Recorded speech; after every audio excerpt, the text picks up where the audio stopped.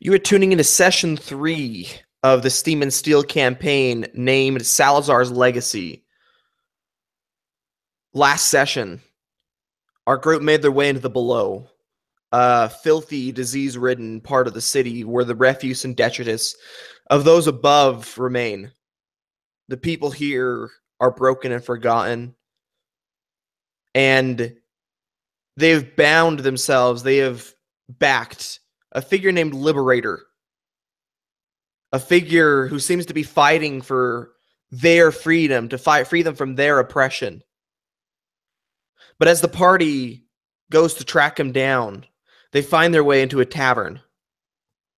And in this tavern, they confront several of Liberator's men. A battle ensues, where one of them is taken hostage and the rest are killed. He leads them to liberate Liberty's hold. And there they confront Liberator. In the fight, Liberator dies without taking Maximus with him. And Maximus comes back, finding himself in Liberator's body. Something strange has happened. His soul did not move on. Instead, it seems to have bound itself to this vessel, this thing, taking the place of the inhabitant that was there before. And with that, we find Maximus again slumped against the wall, holding a leather-bound journal. Written along the base of it in scrawled golden handwriting, engraved into the leather itself, are the words Salazar Ashworth. This journal's ancient. It is decaying. Its pages are frayed from much flipping and use. And yet the contents still remain unknown. Maximus, what are you thinking as you look at the cover of this journal? And the symbol that's on the front of it is the exact same symbol that you all have found all over your clothing, over weapons, and within the body of the GearWatches you've seen so far, the ones you've inspected. I'm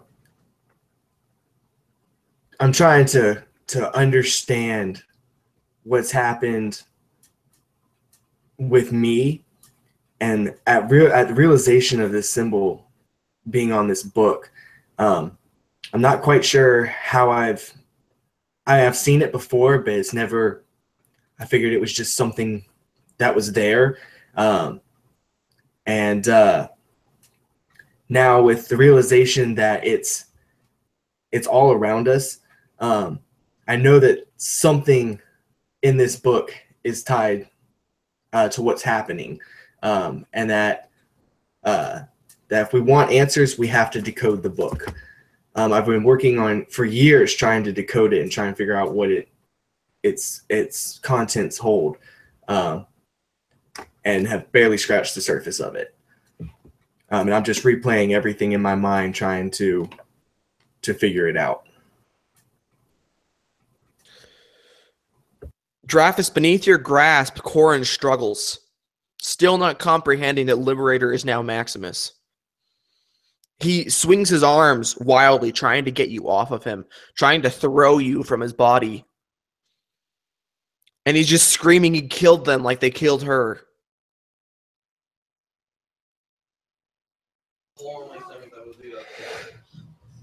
With my one good arm, as I'm holding him down, I just keep trying to get through and repeating the same thing. Well, that's Maximus now. It's not who you think it is. It's our companion. It's the guy who's fought by my side for years. You need to listen. I just keep repeating the same thing over and over again until I can try to get through to him. Yeah, roll me a persuasion check.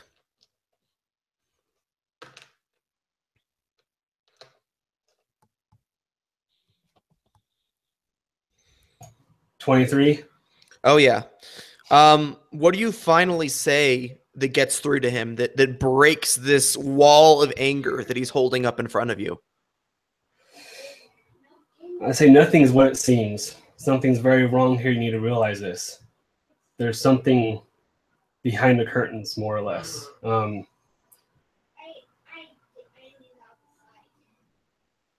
I think this is a rebellion. I think these things have souls in them somehow. I think the people you work for are responsible for all this. Yeah, he would stop struggling the moment you say that these things have souls in them. And his eyes would kind of widen. And he'd say, would she be in one? And you know from the previous episode that his wife and daughter were killed in one of these rise-ups, these rebellions of sorts from the GearWatch. And his eyes are now replaced with fear. Say, I have no idea. I don't know how this works. Maybe Maximus has more insight on this now that he is in one of them.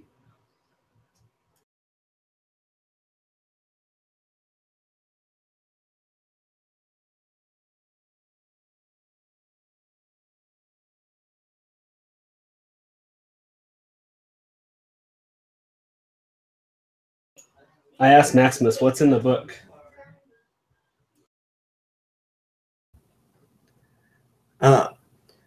I'd be staring down at it, closed, just looking at the cover of it at the symbol, and shake my head.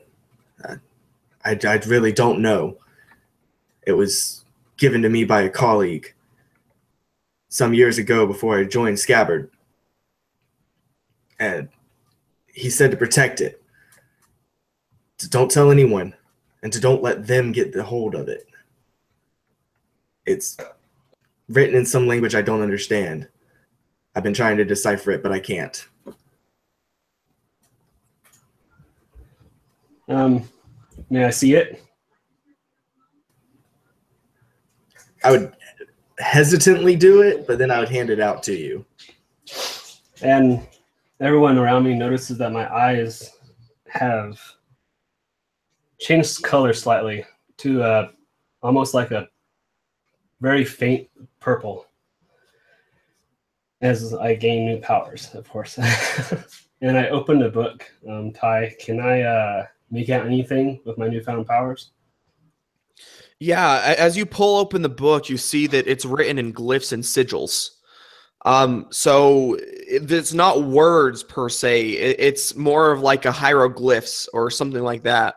And as you glance at the page, you understand that each of these glyphs or symbols is a phonetic sound more than anything. And if you were to flip it back over, looking at this front one, it says bind. All right, I explain that to him. Then as I flip it over, I say, this says bind.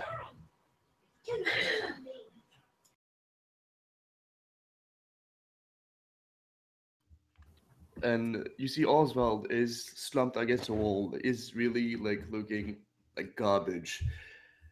And putting off his hat, he goes, fine, like tying something to something else or another meaning. I would probably think another meaning. Maybe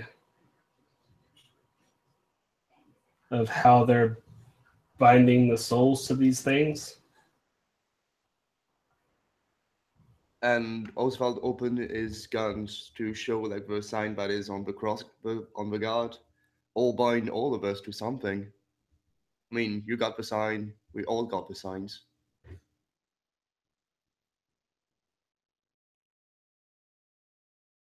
I would think that most of my stuff is, especially my thunder cannon, is handmade. So I would think that the symbol wouldn't be anywhere on it.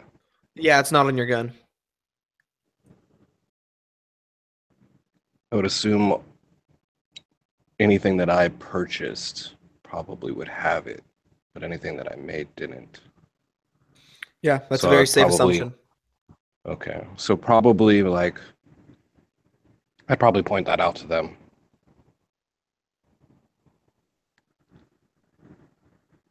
say that it's odd that only the things that I've seemed to purchase has such a logo.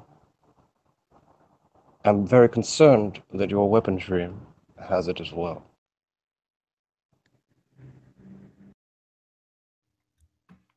Well, I was there longer than you, and I needed some replacement at one point. Didn't even notice a thing. I have some schematics you might like, actually.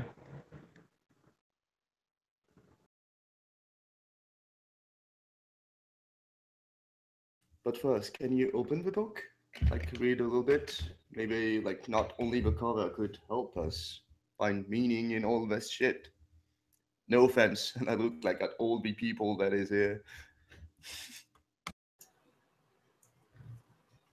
And I also imagine, since one of my arms are not working at the moment, I wince as all this journaling is starting to wear off, and I'm all, God, I gotta get some healing in. This arm is killing me.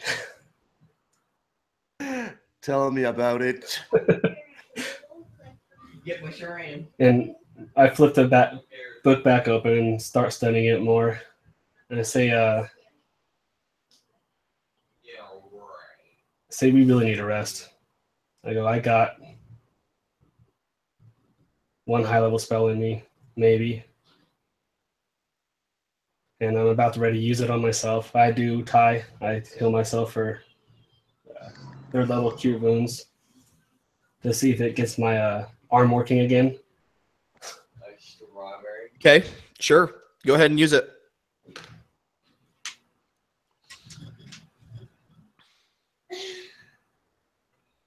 That's a cool costume.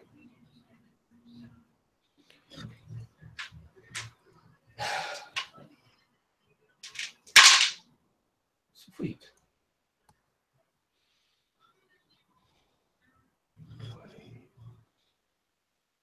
I am back up to full health. Okay, cool. Yeah, so using this, it would bring back the use of your arm, but it's still very stiff and sore. Like trying to like move it and like open and close it and stuff. It feels like there's resistance in the tendons. You think there's some sort of lasting damage in this arm. So are you opening to a random page or from the first page? Just a random one. Okay. See what luck brings me. So as you flip open to maybe like, let's say, like towards the middle of the book, you just flip to a random page, and it says day 433. I've discovered the sigil bind. Old magic runs within this one. It seems that those marked with this very sigil are bound to whatever else marks as a center, a crucible of sorts. As this discovery is of essential worth to my studies, I have decided to name this book after it, Bind. Further investigation shall yield more knowledge, but I believe I am nearing a breakthrough. With this, if I were able to take advantage of a large populace, perhaps get them to think perhaps such a sigil were godlike, maybe necessary to everyone, I would be able to bind them. And with, and it kind of stops for a second, comings and goings, I would be able to take them and use them for my own purposes. But I digress. I do not know yet the extent of the sigil, but I shall continue my research. And it stops there, the entry.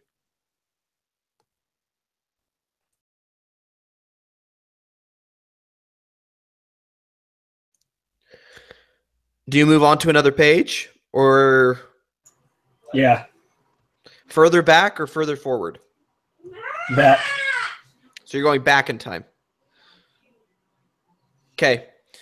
So I'll say you flip back to the very beginning. And it says day 133. This is the beginning of volume 2. Into my research into necrotech. I believe that there is something here, something undiscovered, something old. Perhaps this would explain why the Damari of the North are still able to maintain the tribal warriors, those things they bound called shadows. But with my research and the contents of the first journal, I have made some progress. I have discovered that it is possible to bind the souls of the living, once lost to this world, if you have a proper vessel to maintain them, and a focal point in which to store the soul until use. The Damari appear to use some form of crystal. I believe they call them cores. But I will build a massive core. The city is beginning to trust, is beginning to believe that Archanics are the only means of protecting themselves. But they do not understand that they can continue to protect themselves even after death. I will offer them this. I will build this legacy of mine. And with that, I'd flip to the nearest one, to the most recent. So the very most recent one in the book, like the very first entry. Oh, like the very end of the book. Yeah. Okay. I've done it. I have found my core. Now, I need to protect it. I have built and joined to one of the largest conglomerates within the city. The Steel Embassy sees my prowess with Archanics, but they do not understand my efficiency with necrotech. They do not see what it could do for their city. So I shall build it myself. Tell them that their flux will power their city, which it will. But it will build them an army at the same time. An army bound to them. I will be remembered forever. I shall be a god to them. I will be a conqueror. And that is where it ends. This is your friend that wrote this book, Jimmy? No, it was somebody, a colleague gave it to me. I don't know where he got it from. Oh, okay. Thank you. Yeah. So, I was given the book, and he mysteriously died right after giving it to me, which is why I joined Scabbard. But after Dreyfus has read this, I start shaking my head. Nah. I've spent almost 10 years trying to decipher this book. And you look at it and read it like it's nothing. And I think I just hold my hand up and slam my metal head into my hand like stupid, stupid, stupid. And while he does that, I would like to inspect his unsmart body for a sigil that is bind. To see if it's the proximity between a machine and a dead man that gather the soul, or if it's a link between the flux, gathering souls to power the whole city. Yeah, so if you were to no dead zone right now, right? You're in what's called off the grid. Yeah. So roll me an investigation check as you're looking at his body, kind of inspecting it. That's 26. Yeah, as you kind of inspect his body, you'd see that there was actually a hole in his chest where this original explosion emanated. And if you look inside, you'd see sitting there in the middle a crystal. It's kind of like got a purplish hue to it, tinted with a bit of red. And floating in the center of this symbol is that bind symbol. But also scratched very hastily around it is a different one. Okay. Like as if it was done by hand by somebody else. Okay, crystal and another like sigil, and I assume I cannot recognize the other one that is scratched on top of it, but okay. Yeah, you wouldn't be able to recognize it. But I will like get like my singed notebook that is probably like as destroy as me, and just like scratch the symbol, and then like pass it around. Maybe since the bind symbol seems to like get all the things together, this one maybe is a disrupt one, or like a shield of some kind. But what I'm trying to gather is probably like proximity between people with the same sign could gather the soul somewhere else. And I look at what was his name? Orion? No, Corin. Maybe you were right. Your family is somewhere inside both crystals. I point at the crystal in the in Maximus' chest. Yeah, he'd stare in confusion, and then you'd see his face start to darken in anger.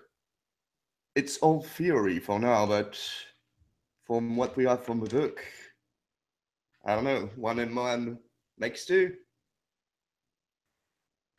What do you think? And I look like pretty much at all of you, like, do you like have another theory or something? By the way, Draphus, as this book was passed around, you'd see that sigil meant ward, like protection.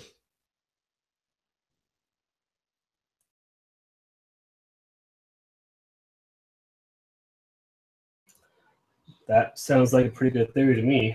And it sounds like the still embassy doesn't even know what's going on. Or they're hiding it very well. We need to find out the author of this book. And I'm guessing the power source to the city is what's doing all this. Everybody can roll me a history check about Salazar to know what last was known about him. 18.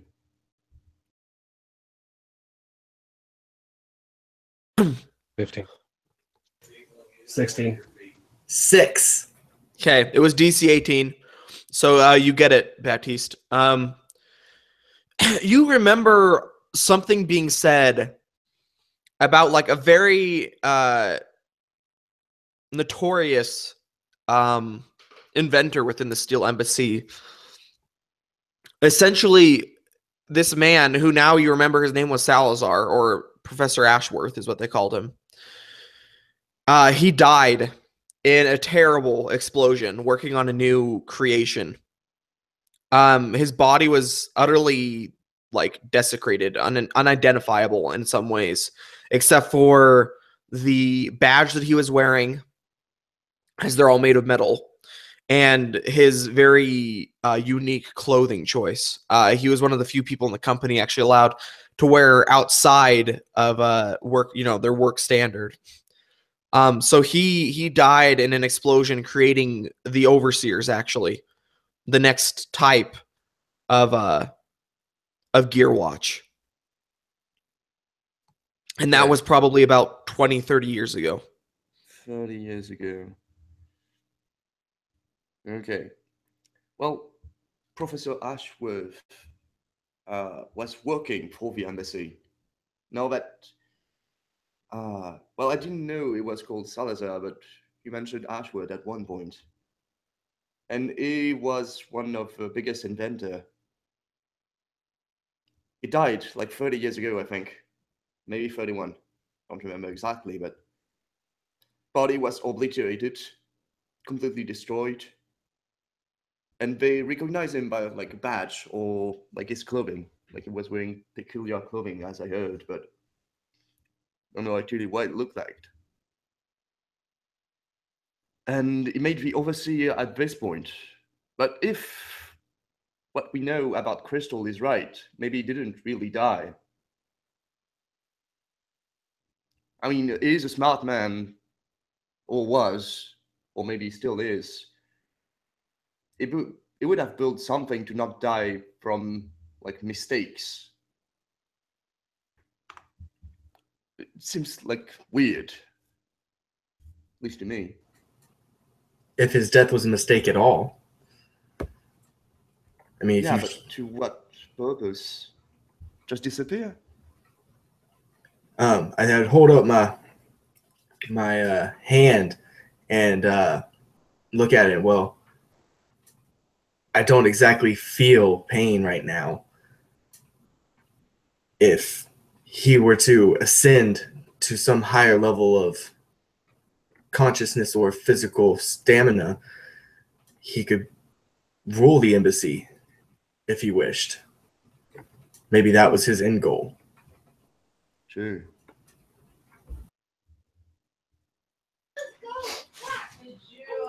I'll look down at Maximus again and ask him, so exactly what happened when you died? Do you remember any of it?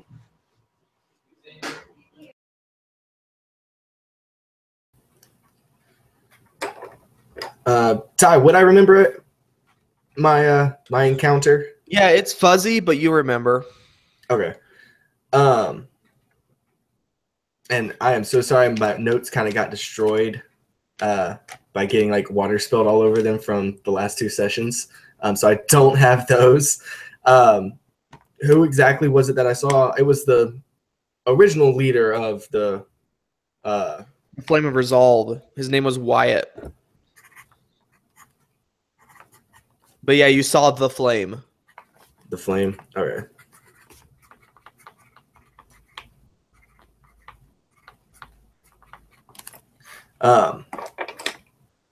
So I'd look at Dreyfus, and I'm not fully sure what happened. I remember this release, and then it's like I was looking down on everyone, and then there was, and I stopped, and I'm kind of shaking my head slightly, trying to remember. And I think it was Wyatt, the flame.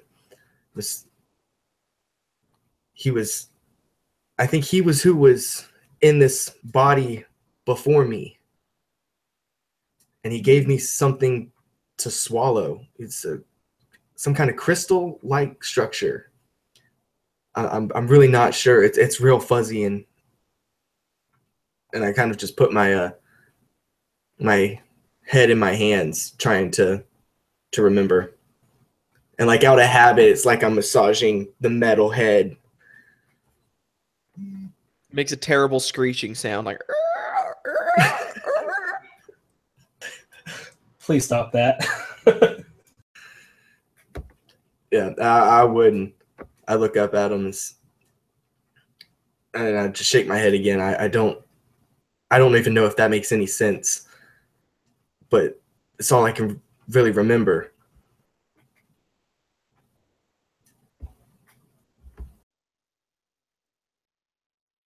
Well, we need to test this theory, like the wording thing. Can we like just input it into any robot, or would it work against something bigger, much bigger?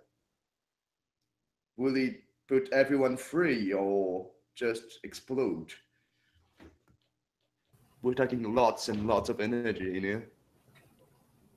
I would suggest testing it on an individual instead of on the core itself.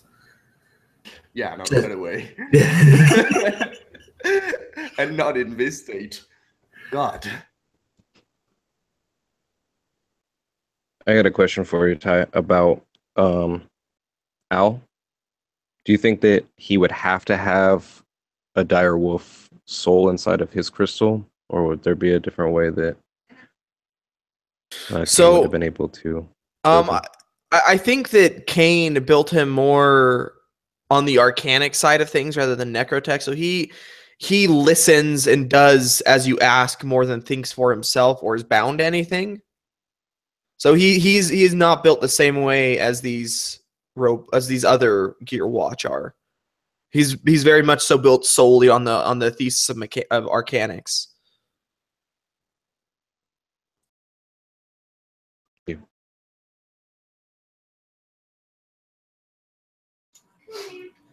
I'm gonna look around and look at the companions around me and how they look. How are you? Are you guys like really horribly wounded? So guess horribly wounded and then worse than that. That's pretty much where I'm at. Yeah. I'm out of cure wounds to help anybody right now, so. I died. So you're top? So yeah. Because you got a new body? Oh, well, no, because he technically died too. So. Oh, so you might be at 1 hit point, huh? Yeah, that's what I was wondering. I'm like, I don't even know. I think I'm half a hit point. I suggest before we do anything, we rest. And Ty, the better. Marcus's new body. Would cure wounds work on that? Mending? So the way magical healing works on constructs is it heals for half of what you heal it for. And mending spells actually heal it for, like, I believe it's a D6, but like half of the D6. So yeah, if you were just to cast mending repeatedly on him for like the next like 4 hours, you could probably get him back to full health. Is he a Warforged now, though? Yeah, technically he's. So he's a living construct, which is different rules. Oh, is it different rules in that? I always thought that it was just applied to like living construct. Yeah, living construct is different than construct. Okay, he's a living construct then, so it would just heal normally then. If you took a short rest and if you healed him, let's just say his body like patches itself up basically. Yeah,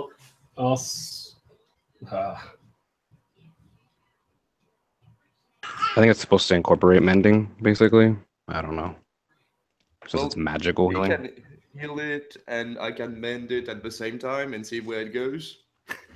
Well, I got mending too, but I got mending too. Oh, hell.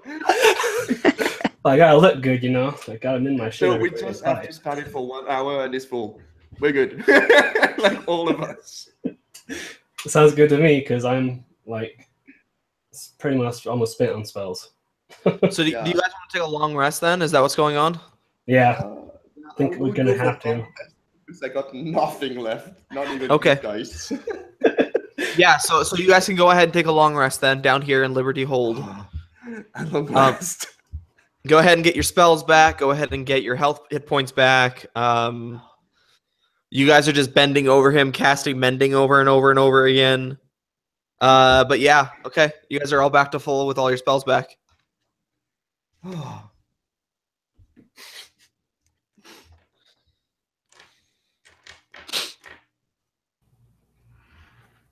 During this this long rest, what would all of the people that were originally in this sort of cathedral area, what would they have been doing?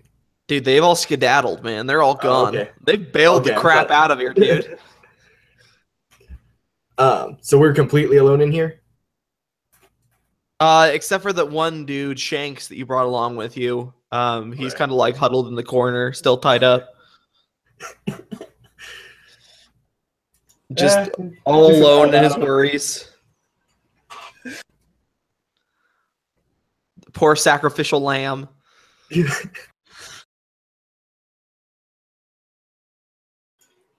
So what would we do with him, guys? Well, he could be the test subject for the crystal, though. I'm sure he would agree for it. I get up and walk over to him and just kind of like stand over him and I think we might have a use for him. And I'd look back at the others and say that we were hired to put in an end to these to the Warforged, these constructs, to their riots, and he is essentially a part of the riots.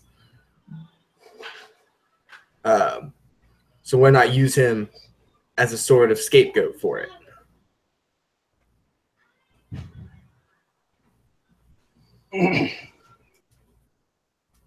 Could you not also use your newfound body and appearance to our advantage as well? And I'd kind of look down at myself. How so? You are the Liberator. Don't people follow him? Doesn't he have a movement? And I kind of think about it for a minute, and well, yes, he does, but I don't know the things that he knew. I mean, They don't know that. they could, though. Some of the information, the people. I mean, what does everybody else think? My friend. It's worth a shot, at least for distraction. And even like if we cause a riot, you can remove the cloak and look just like any other guards, like robot guards, could even infiltrate the still embassy. Probably.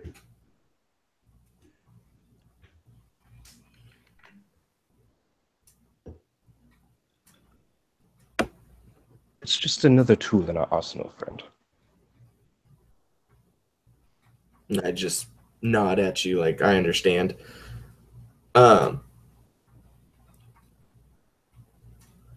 So what are we to do if the Still Embassy is indeed behind this necrotech? If they're using it to trap the souls of people within these crystals?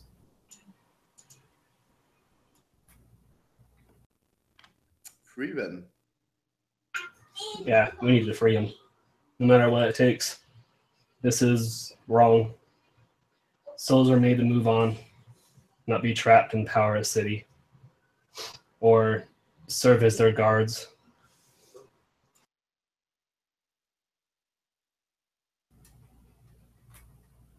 Then if indeed the Still Embassy is behind it, they should be relinquished of their power then.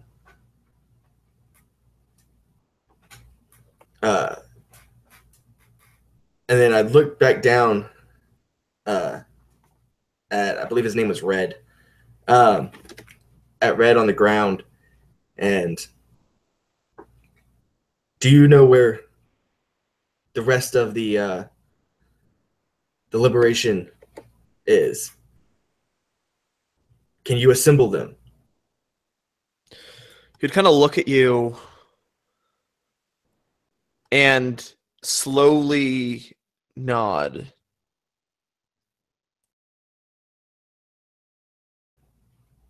Can we trust you to do so? And he kind of shakes his head and looks at you. Why would you help us? Because we discovered the truth, and it's wrong of what they're doing. It needs to be corrected. And even for personal gain, doesn't really matter. Yeah, that too. Going the same way. There's the possibility that they did not know.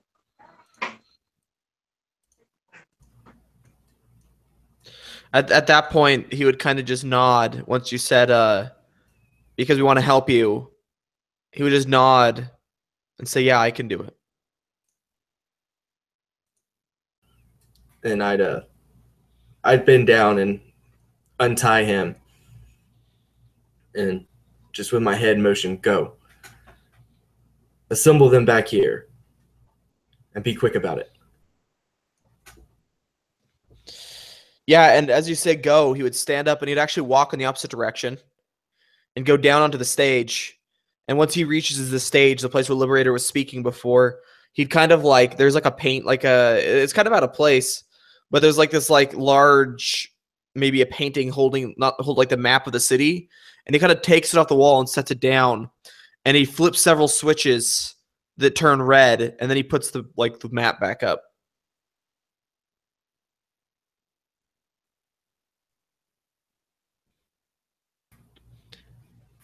I think at that I would have began to walk over after I saw him take the picture down. I would have started to walk up to where he was. And what's this?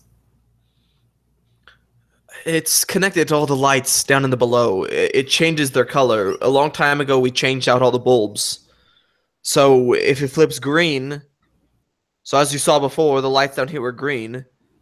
It means stay away. But this changes them all to red. A minor change that nobody else would really notice unless they lived here. It's a call of sorts, saying that it's safe to come back. And effective. And then I turn around to my companions, and I think I know a surefire way to find out if the embassy is directly involved or not. I believe that there is someone within their ranks, within the embassy itself, that would be willing to help us. Someone we could get information from. Unfortunately, though, and I look down at my body, I do not think that I would be the wisest to go speak to them.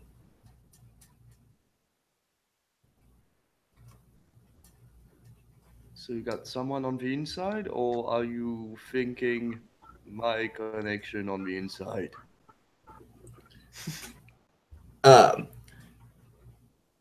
I believe that destiny has called to me and has pointed me in the direction of someone willing to help. Of course, I don't know for a fact, but it is in my belief, and I would kind of, in one hand, I've been clutching my my deck of cards, and I just kind of hold them up, just like gesturing with them. I have a feeling that they would be willing.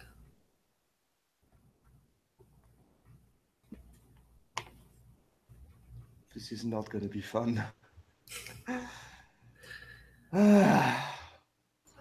If Sure I it make will. through this, you're going to owe me. Big time. Well, I believe that all you would have to do is go into the embassy to report that we have eliminated the leader of this liberation, and that we still need to clean up some of the lower rankings, some of these foot soldiers. Of course, tell them that your comrade Maximus has died in battle. But this, nonetheless, is true. But if they are involved, it will also throw them off our trail.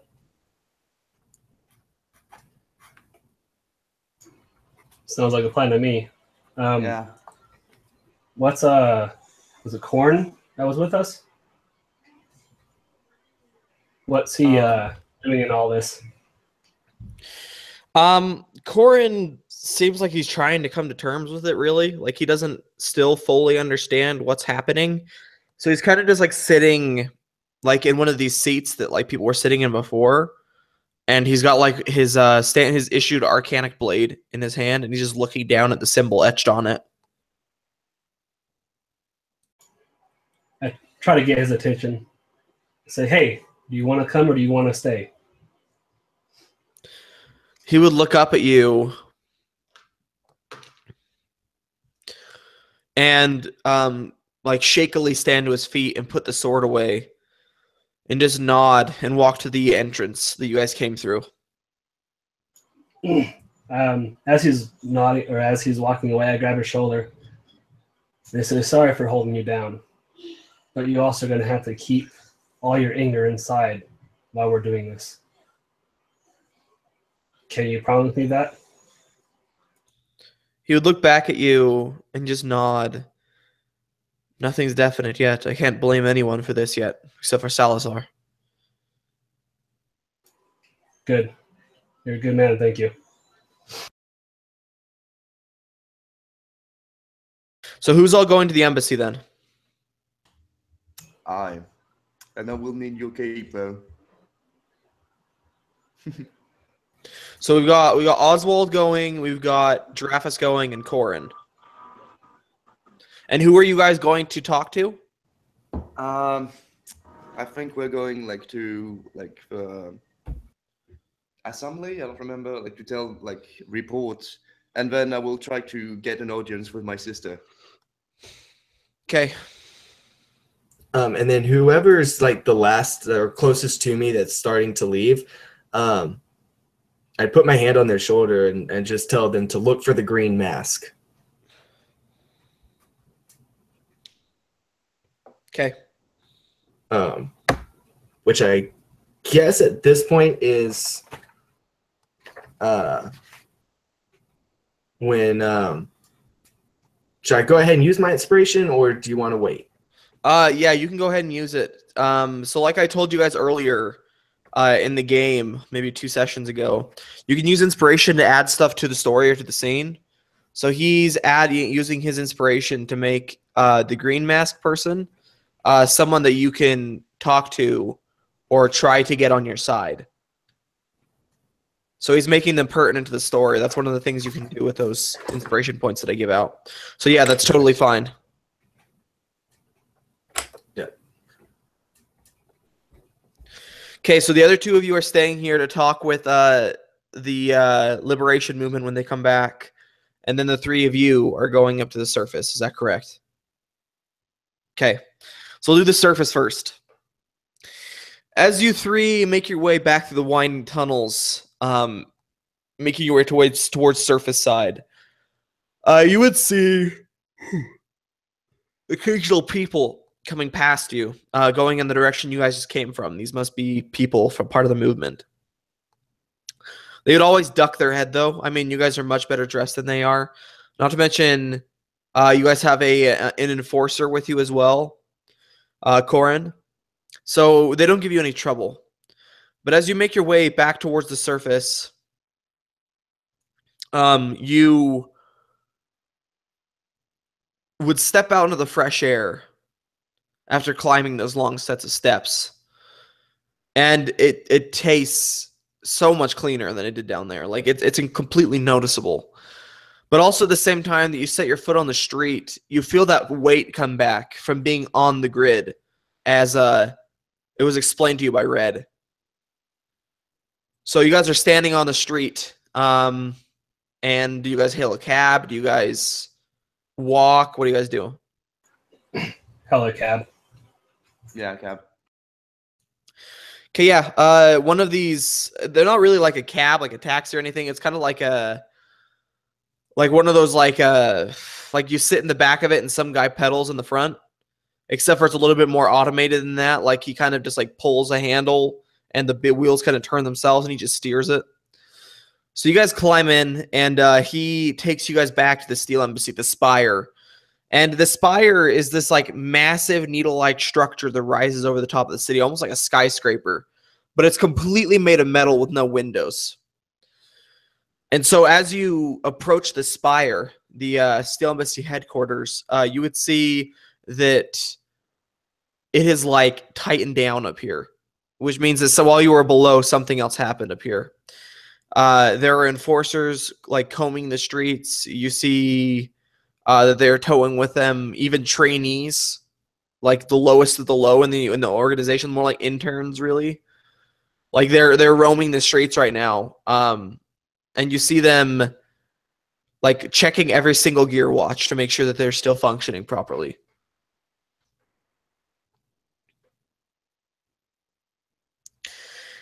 So yeah, you make your way the rest of the way to the spire, and you arrive at the front door where a battalion, well, not a battalion, maybe like 9 or 10 enforcers, like well-trained enforcers, are standing.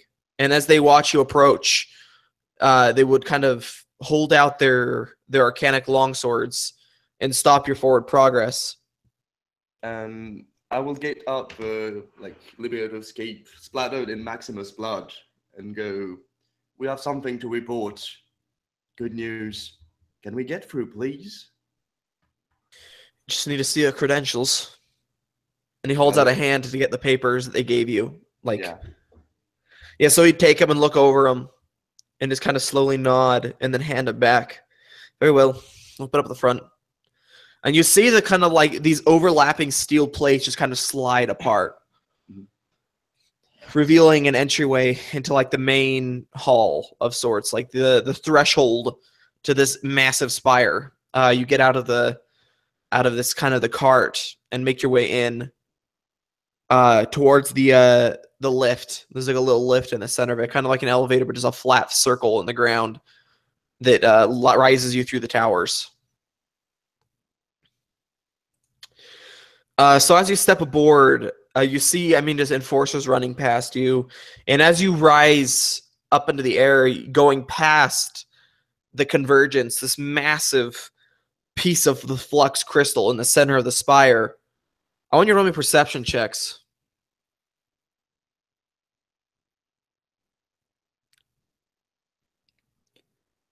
7?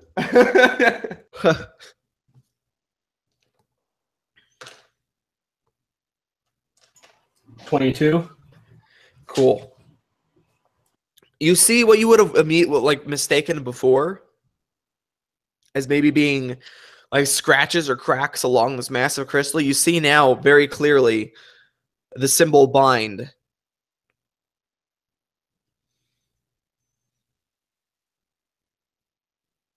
And as you rise up along the length of this symbol, you never really noticed it before, but the weight of being here is being so close to the center of the grid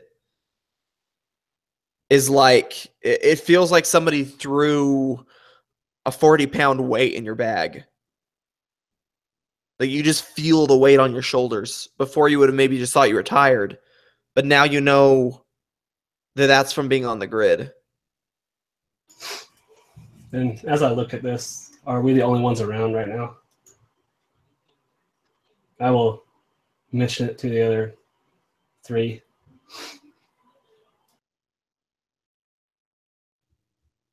Oh, good seeing.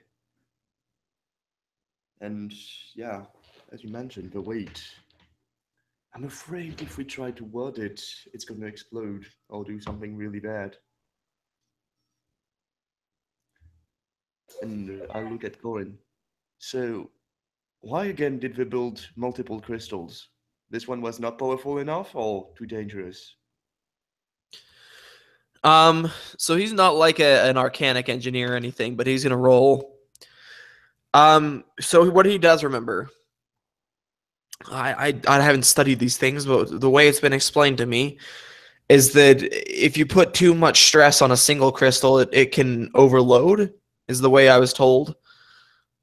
Basically, the outposts in each of the 4 provinces, each of the 4 sectors, are nodes of sorts, kind of like waypoints between where the energy draws from to where it's dispersed to. It creates a lattice work of sorts to help the structure overall not become overloaded. Thank you.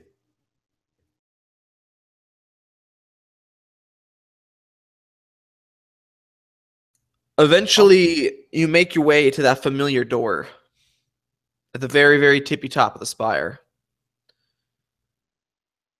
And you have to wait for maybe 30 minutes while the council's assembled. And I'm assuming Travis was the one knowing about the green mask. Like I was already gone with like my cape like brooding a little bit on the way. So it's probably like the one like Maximus told. Why have they making us wait again? Yeah, I know. Waiting for upper class people to get together. It's horrible.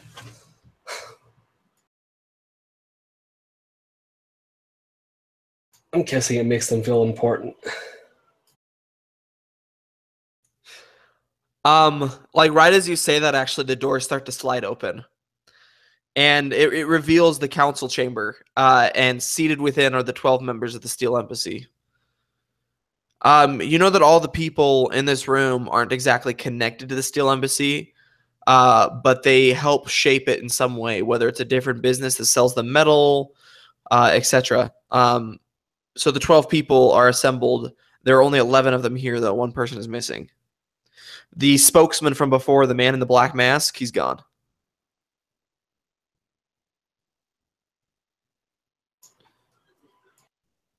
So step forward in the middle, remove your hat, make like another like exaggerated bow, and well, here we are again. And I throw the cloak in front of him. Liberator is no more. We managed to destroy him. He's never coming back. Still trying to solve a little bit of a problem in the below because people are restless, but mostly it's done. Unfortunately, Maximus is dead, so you will have to send the fee of dead members to Scabbard. But we are to collect, report, see if you have any questions, and gather all advantages we asked before on top of gold.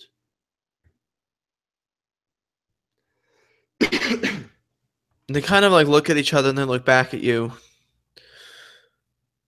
Do you have the body of Liberator?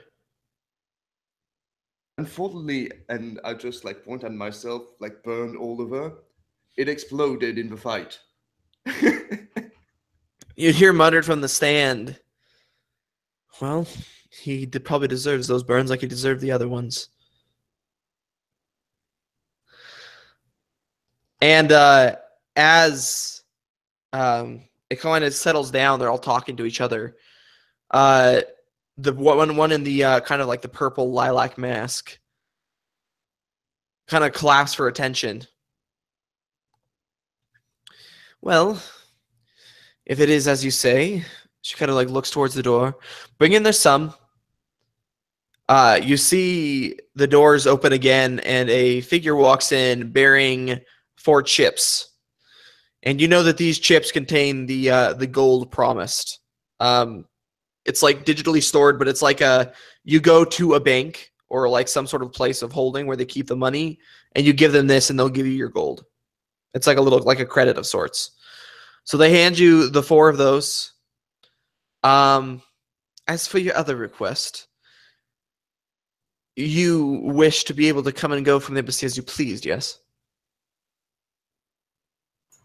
Yes. It was a good thing, but I would rescind just come and go as I please to an audience with one of your members. And just like look pointedly at Beatrix. And she would kind of look back at you, and she'd say denied. And then everybody else would be like, hold on now. Like, we can talk about this. If they simply want an audience, then I don't see a reason why we shouldn't grant them an audience with one of us. Perhaps it is a pursuit of knowledge. Maybe they have questions about our great understanding of Archanics. And Beatrix would kind of just like, she's fuming. She's pissed. So she's like looking at you right now, and you can see her fist clenching and unclenching, and smoke would be rising from between her fingers.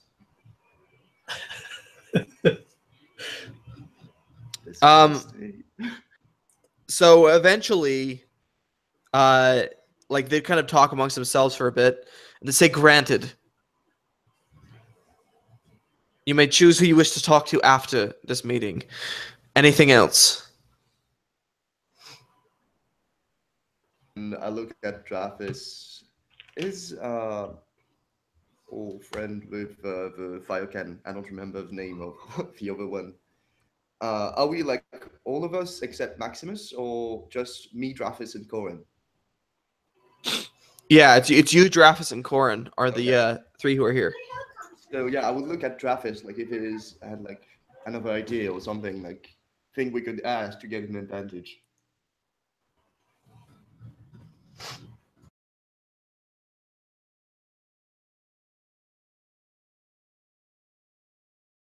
Nothing special to ask for? No sick arcanic gear or something? No, I'm good. Oh, maybe like a sick arcanic, like explosive of some kind, like really, really big. And they would kind of look at you, and several of them would just be shaking their heads. It Like, was you know, that's a joke. no-go. They're not giving out weaponry for free. Yep. And just like, yeah, like put back my hat on and walk out. Okay, as you step back outside, the doors would shut behind you, and an attendant would approach you. And who would you like to speak with? I've been informed to write down your answer so that you may have an audience with them. And like Oswald is massaging his face, like, I cannot ask this. She's gonna kill me on the spot. I know she's going to. Man up and just do it.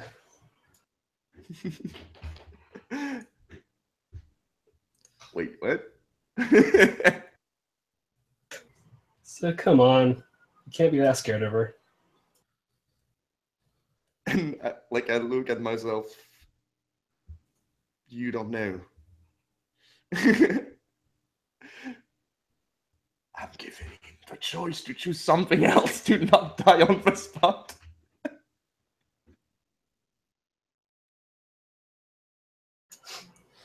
Let's go with the green mask.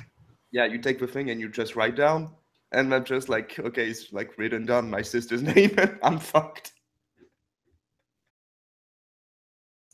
Okay, so you chose Green Mask then? He would kind of just nod to you, this attendant. Very well, if you'd please follow me, I'll escort you to a room where he will approach after they're done with their meeting. And he takes you down the hallway to like another one of these council rooms, but it's a lot smaller. There's only like maybe like 10 chairs in the room. Eventually, after maybe another 15 minutes, the doors would open and a sharply dressed man wearing a green arcanic mask steps into the room, and the doors shut behind him. Jaffy's probably like see Oswald with his face like open jaw and like what? What's going on?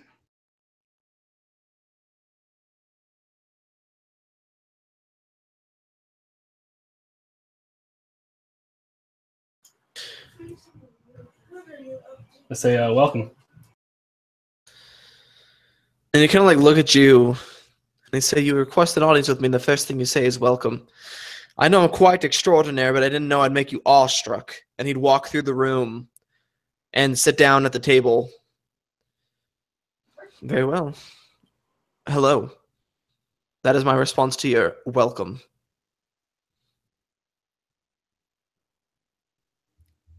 And I'm still like struck silent, like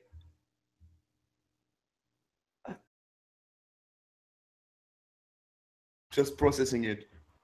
I look at Oswald, I'm like, really? Well, I don't talk. And he's trying to get like his bearing. So, yeah. Sorry about that. I got like something in my throat. It's the burns. We were asking an audience because we came into information that was really worrying, and we needed some advice from inside the embassy. And he'd say, what kind of information would you have come into that would worry you so? And I will put my gun on the table and just tap the sigil and see if it reacts. He would stop immediately. He was about to make a jape at you of some sort. Mm. And he looks down at the symbol that you're tapping and sits there in silence for a minute. And he'd slowly start nodding. And he'd reach into a bag at his side, and he'd pull out a very, very old book and set it on the table in front of you. Is it the same one we read? No, it looks different. It's volume 1. Huh. Was it written by Professor Ashworth? And he would just slowly nod before he was professor. And he would reach up and he kind of taps the side of his head and and he pulls the mask off and sets it on the table. And you see a very young man in front of you, but you would immediately recognize who he is. Damius Whitemarch. He is the owner of Damius Industries, a large conglomerate known for their innovations in arcanic science. The number one aid when it comes to intellectuals for the Steel Embassy. Mm-hmm. I learned this secret quite some time ago. It's an interesting thing to me that you would learn it as well. Tell me, what exactly led you to this information? Direct confrontation with the Liberator and the finding of a third one. I always knew there were 2 volumes. I didn't know that who possessed one. Yeah. It continues from day 133 onwards to, I think it was 400 and something. Yeah, it was like 475 or something like that. I would say like 400 something. Okay. He like looks at you and nods. Well, I'll confirm everything that you're suspecting. They are binding the souls of the dead to the GearWatch. That's why there's so many of them. Everybody who's died in the past 10 years has been bound to a GearWatch. Perhaps even longer. I don't know. That was simply when my father was bound to one and when I met him. And did he degrade or stay the same? I only got to talk to him and know that he was my father because I caught him on a moment off grid. You see, when they step off the grid, they're given back their autonomy. They're allowed to be themselves once more. It's almost as if they are bound to the crystal, the flux itself. Unable to think, unable to do. Any who die on the grid are bound to the flux as well. Fun fact, it's exactly that. The only countermeasure is warding. You could actually ward against precision. But the thing is, everyone dying is not bound to construct immediately. They're inside the crystal, used as fuel. And that is not a way to make a city. Believe me, I've been doing what I can to try and change the way things are. But you can only be so gradual with these people, and they argue about everything, so you never get anywhere. I suppose such is the way of large businesses. But that's why we wanted to talk to you. We walk in fast ways. You see how fast we managed to acquire the knowledge. You maybe took a long time to learn. And I say that like there's a purple smoke going out of my bag. And Okay. it's probably 10:30. Let's just say, can we have access to the flux at 1 hour, maybe less? If we can unbind all of them, they will find all their siblings, family, in the robots, in the GearWatch. The only way, sufficient. as far as I found, the only way to unbind them is to break the flux. as Liberator and I were working on.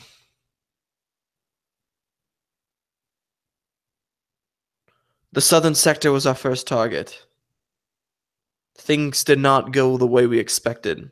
Upon breaking the flux, those who had been enslaved decided to blame everyone around them for what had happened to them. They assumed that everybody knew that they'd been used as resources and started killing wantonly. We've tried working on individuals, but it's too slow. Adding the ward glyph, giving them their autonomy, giving them the ward glyph, it raises suspicion. And they're immediately brought back to the embassy, glyph removed, and placed back into service. The only way to do it is to break the glyph itself, to break the flux.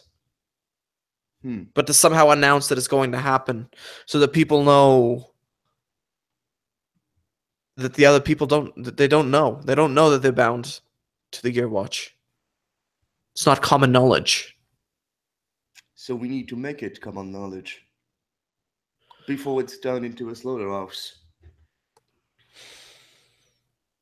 It's gonna happen either way. Yeah, he nods. There's a street-wide comm that you could use, broadcast the entire city, but that's within the embassy itself. You'd have to break in to use it. But since you said every GearWatch that is worded is brought back to the embassy, can't we cause a riot from them inside it? Well, if the Undercity rose up the below, if they started attacking the surface, it would be a good distraction. It would call all the enforcers over and leave the embassy practically unguarded. They would assume the liberation movement was finally moving. And indeed we are. That's exactly what we're doing right now. That's why we need your help to get inside without much trouble once the setup is gone. He would look at you. I can get you in. You start the riot, and you come straight to Demise Industries, and I'll provide you with a way in. You know the Demise Industries is actually like practically right next to the Steel Embassy. It's like the second tallest spire in the city. I will begin preparations immediately. And then he would stand to his feet and pick up his mask and put it back on. And by the way, and he'd look up at Corin, who's like gripping his longsword right now, trying not to draw it from its sheath. I assume you lost somebody in the first raid. Believe me, it was not our intention for anyone to die. And he'd walk towards the door, which would open, unless you said anything to stop him. No, I'll let him. I just place my hand on Corn's shoulder and try to calm him down. Okay. So with that, we'll switch down to the below, and we'll take a quick 5-minute break, go to the bathroom, grab a drink, grab what you need to, and then we'll come back to finish off this session for the next hour and a half or so, hour and 45 minutes. Okay, see you soon. Not if I see you first.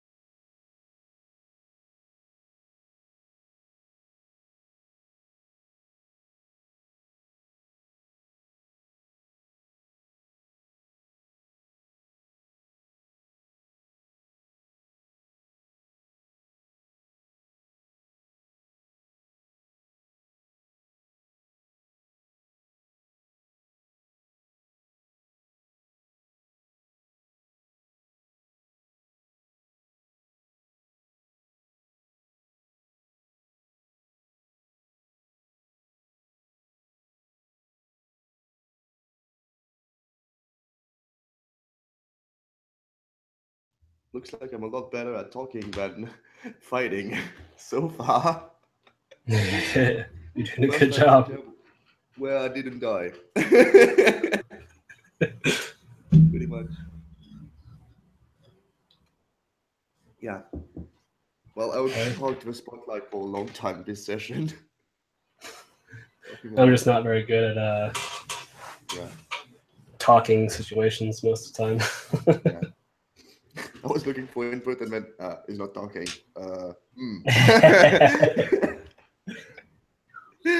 Yeah. After seeing your sister almost fuming, it would have been funny to call her, but I was like, Yeah. I'm not gonna put Yeah. your character through that. I was okay with it actually, but I was ready to go like, okay, I'm dead. I just like unturn and get blasted into oblivion.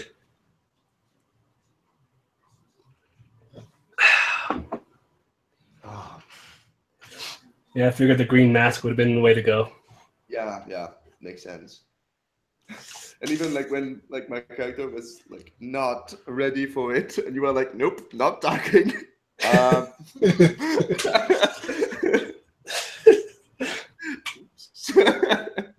It was fun. And Yeah, oh my God. character is more the I can read people. I have so I many can notes. intimidate people. I just can't.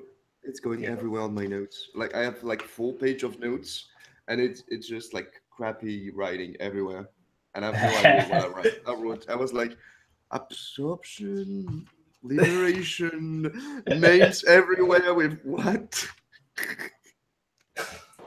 I had something cool like that I lost. I almost lost me.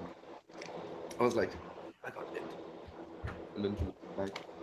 But it's almost useless. Like most of the time, like while people are talking, I'm just like looking at it. Like I know I've written like things that are useful, but where? It's like a doctor's prescription, or what? Yeah, a little bit. That's what it looks like. And it's all just like at the time you're like, oh, I'm gonna make this note. Then you go back and it's just a series of notes, and you're like, what is this gibberish?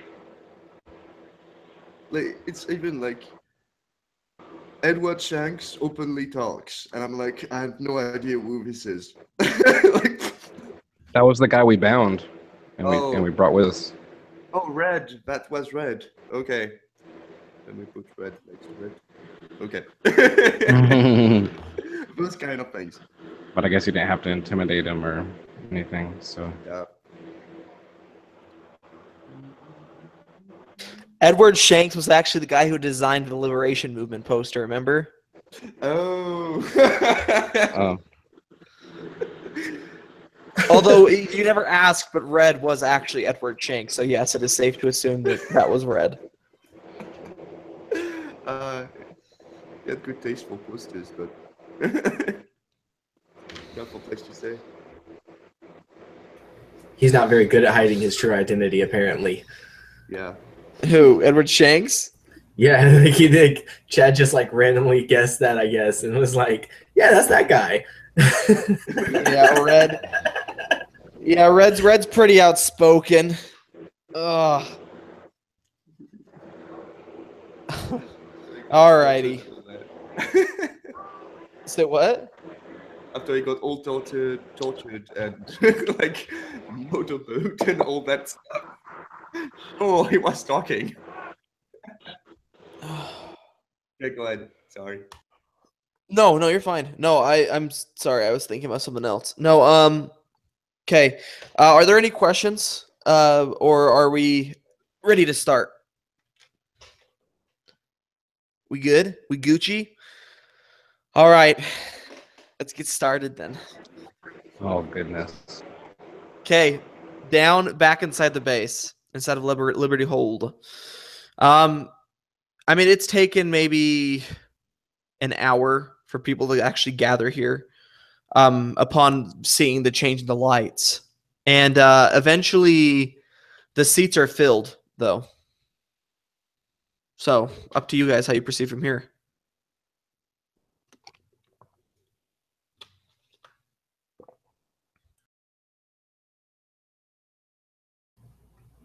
Chad, your character was wanting to inspect the Liberator body, my new That's body. right. But what were you looking for on his body? I guess just to see if anything makes him different than a normal, typical GearWatch.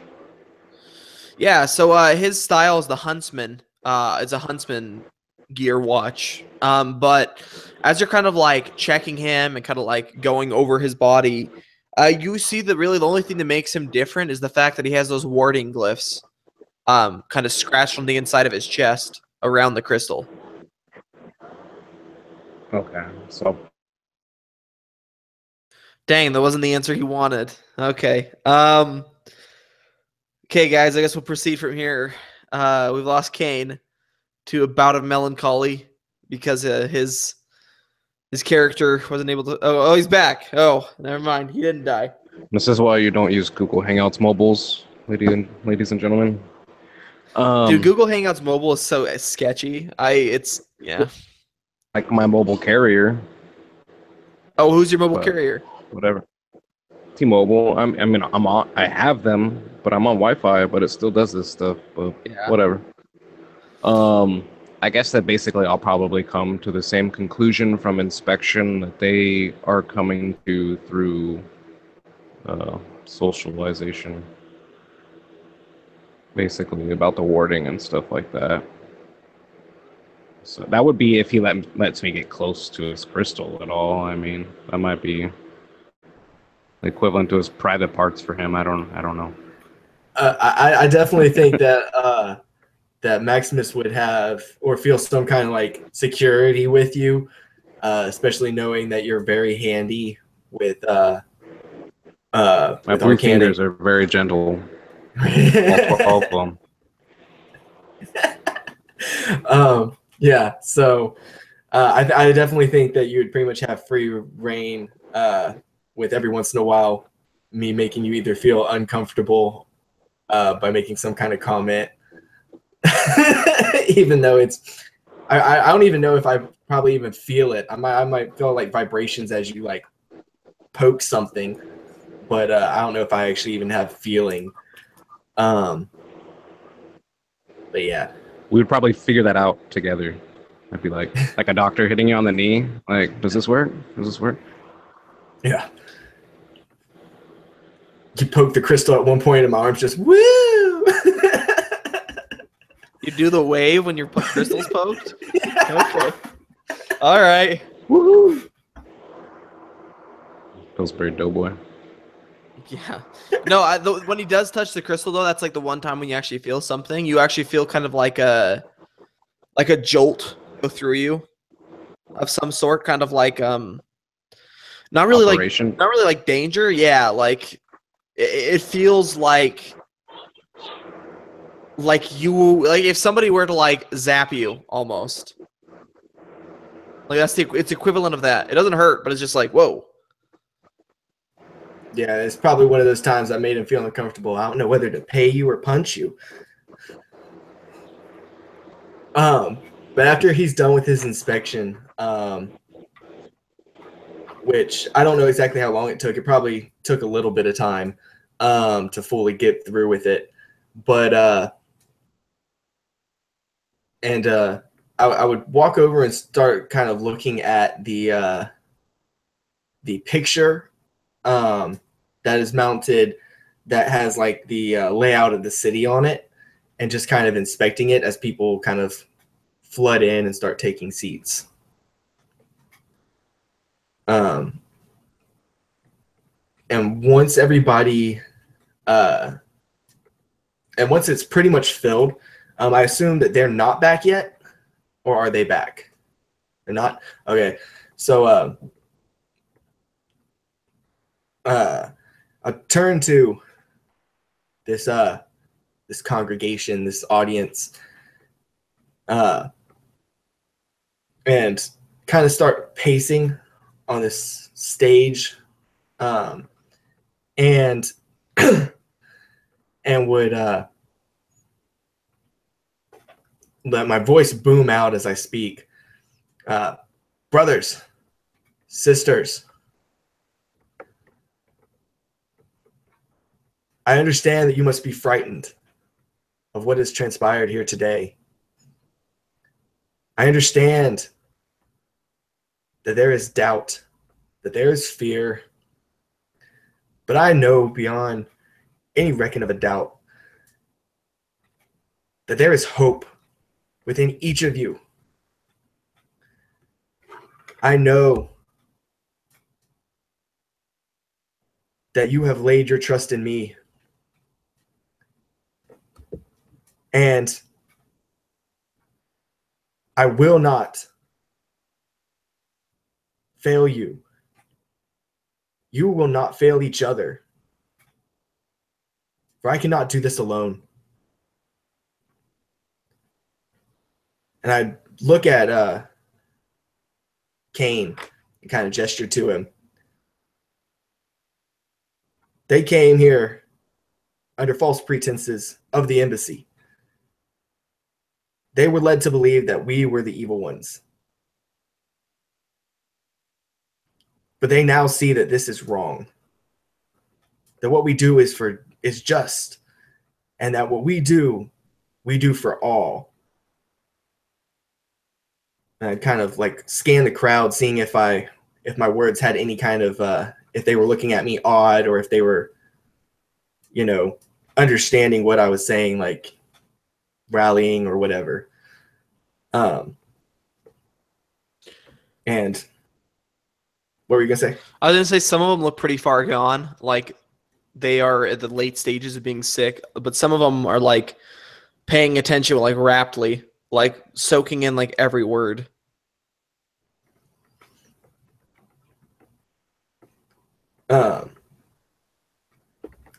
And seeing like that there are many of them that are sick.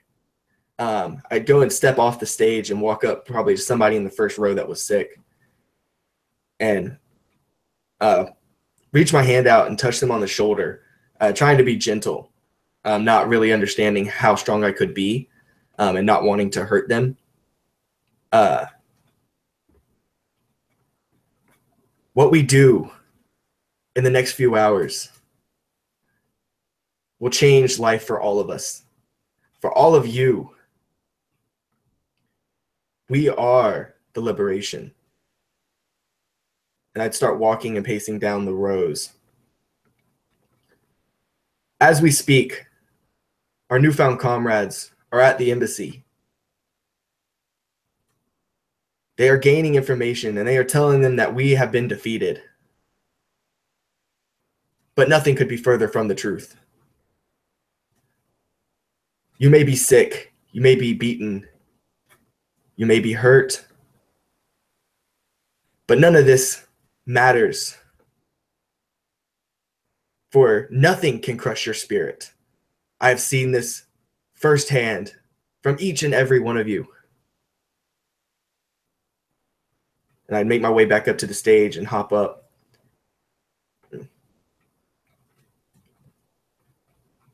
I ask you, will you join me for one last fight, one last attempt at freedom? And I just kind of hold my arms out to everyone and seeing if there was any kind of response. Good speech. Roll me a persuasion check with advantage. And then, Kane, if you want to add any special effects or anything, if you have any spells or anything, go ahead. And I'll just give him bonuses on the roll if you can aid him in any way. Let's go. You said My they're all roll- sick? Go ahead, Jimmy. I was just going to tell him that my roll right there was a 15. Total or on the die? No, total. Okay, cool. Is there anything you can do to add to this performance, Chad? I can cast spell as a ritual just for flavor. Sure. Just What like spell? Detect magic or identify or something like that, just to Okay. maybe identify on him or something, just to give him some glow or something. I don't know. Okay, yeah, I'll let you. Sure. We'll go with that. You cast. We'll just say you cast a spell on him, kind of like something that would like when you cast it, it outlines an object so that you can like tell what it does. So instead, it just kind of gives him this like glow, this aura of like he looks like he's super confident in what he's saying, basically, and it gives him kind of this like imposing light, and if people are kind of like looking at him like. And so I'll give you a +2 on top of that, so I'll put you at 17, right? Okay. Yeah, angels singing in the background. You hear like, oh, like people just like raising up all around you, a chorus of angels just walking in through the tunnel, bearing like like swinging incense lamps. And everybody kind of just like they start shouting. They're like, yeah! They all like stand to their feet. And they all like start grabbing their swords off their waists, these dingy, crappy, rusty-looking things, and they raise them over their head like, "Down with the embassy!" And they all turn and like sprint out the door, like they're going, like they're running to the surface right now. They don't even know what the plan is. You told them like, "Let's do it now, today," and they're just like, "Today!" Damn, that was a damn good speech, dude. Thank you. But I do I think that I would be able to get their attention to calm them down just for a second to be like, wait, we need a plan. Oh no, dude, no, they're going. They're like literally in the tunnel now, like running towards the surface. All right, so like seeing that, I'd be like, yeah, and throw my arm up in a cheer, and like not understanding how it works yet, the blade like whooshing comes out. Wah! Yeah, that just adds to the effect. They're all like, ah! They all just like, they're just like, witness, as they all sprint toward the surface.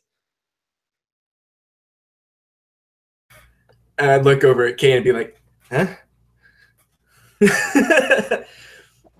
Time is of the essence.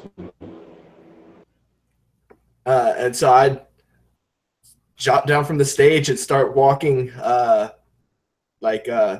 power walking, I guess, behind this large group of rebels and liberators and people ready to fight. Even Al starts howling, just like, oh, just like sprinting after them also. Okay, yeah, you guys like just are sprinting towards the surface. Like the people who aren't part of the liberation movement kind of like watch you guys run past, swords raised, screaming. Some people are carrying like really shoddy flintlock pistols and just like, ah!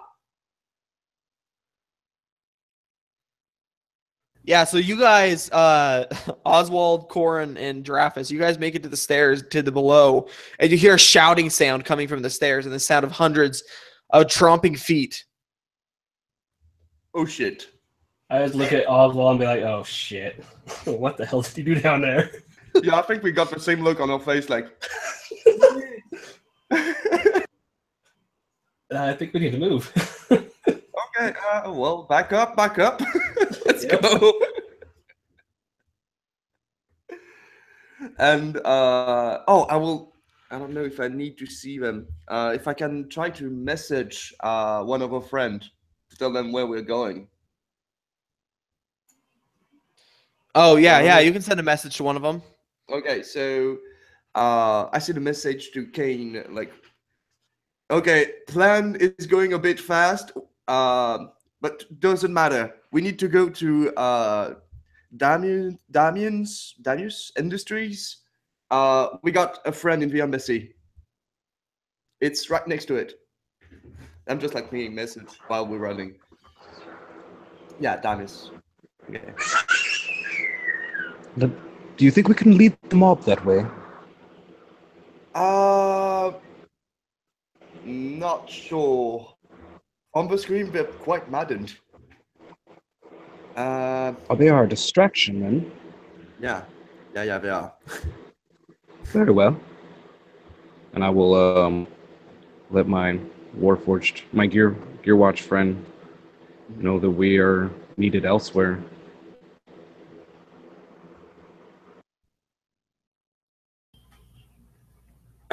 I'd look over at you and nod and just give one last scream to this angry mob that I have created. To liberation, to freedom. And you hear scream back, kill them all! They all scream, liberation! They're all like, liberation! Witness! Okay, and yeah, they burst onto the surface as you guys like back away from the stairs. And they just like turn, and you see that these two enforcers like, and they all just like charge the enforcer, and they just swarm over them like ants over the top of like a dying beetle.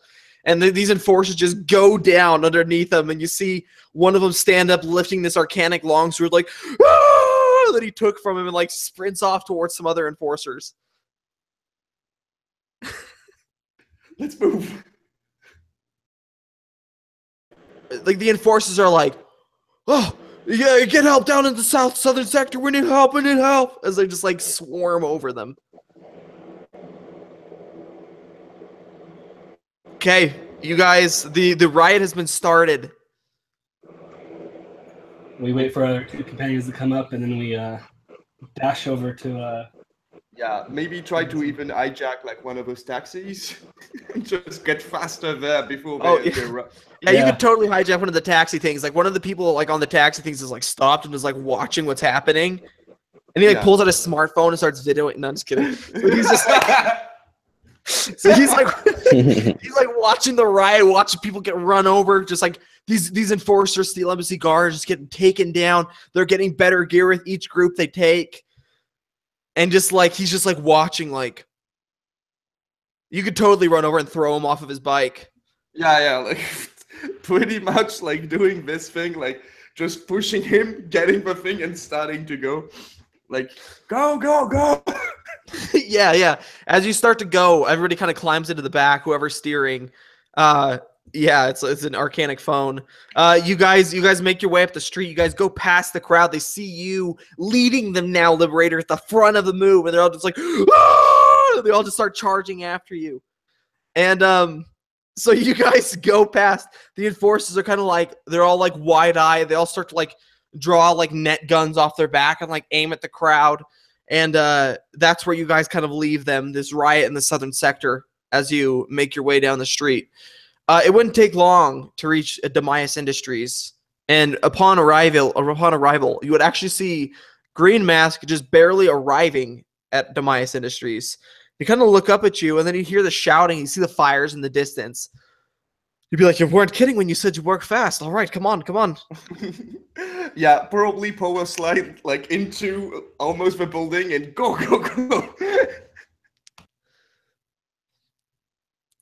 Okay, yeah, you guys rush inside with Green Mask, with the Maya's White March, and as he kind of leads you through the door, you see that they are kind of they're wheeling out into the center lobby, into this before this massive maintenance door, a huge shrouded thing as big as an overseer, maybe a little bit larger, and as they pull the sheet away, you see this massive.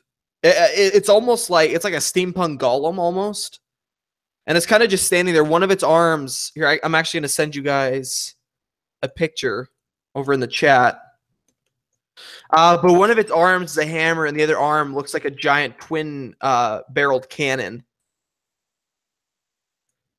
And he kind of like looks at you guys and looks back at this massive mech of sorts, and he says, "All right, climb in. This is your way into the embassy." Oh. Jump in. Okay. Absolutely. Oh, wait, that's the wrong picture. Sorry. It's this one. Nice. And then Warjack. here you go. You guys are in control, baby. Nice. So basically, there are 4 positions. There's body, which probably requires some sort of like you could interface with the body. Liberator, like you're compatible. There are the arms. One is the hammer arm, and one is the blaster arm. And then there's also the gunner position, which is a Arcanic fusion rifle, also called a railgun in our world. Seems alright, go. Probably good for me to take up. Oh, you want a ray gun? That's my forte, shooting. Okay, Up to I will you. take the other gun then. I think our friend Travis can take the hammer and know how to smash walls. Yeah, but I'm gonna take the body. Okay. All right. Rate up on those abilities that you guys have on your mech, and we will go from there. This thing is huge. It is the largest piece of arcanic gear you have ever seen. The mech itself, the Damius Industries battle mech, or the DIBC, is made of a smooth white metal. And yeah, there's Gunner, which is on the very top, with the fusion rifle. So it's kind of like almost like on the top of a tank, kind of with the machine gun turret. Yeah, I know a thing or two about that. Okay. This thing is a marvel of modern arcanic engineering. And as you guys power it on, you hear the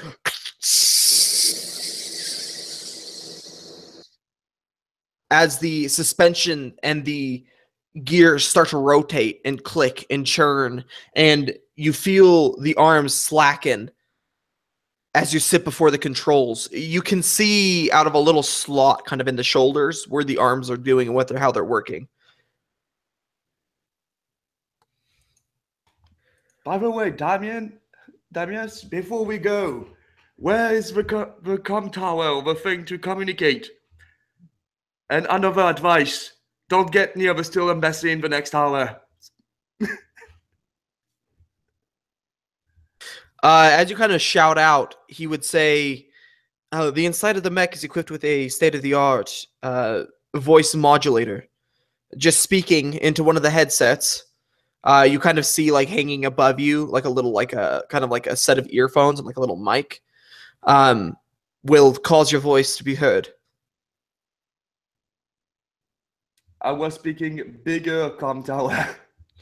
Oh, the one for the entire city. It's just it's inside the spire for second floor. Second floor. Okay, good. I think we're ready to go. Forward. That's Kind of- going to be fun. Overtaken with my own speech and my mob that I've created. To freedom! Witness!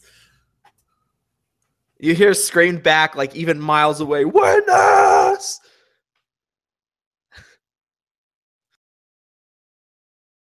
Okay, you guys lumber out the door. The enforcers have largely left. Before you, the spire, the main spire, rises up into the air. And several of the enforcers kind of like look at you guys as you step out, and they start to cheer like, "Ah!" until you level the cannon at them.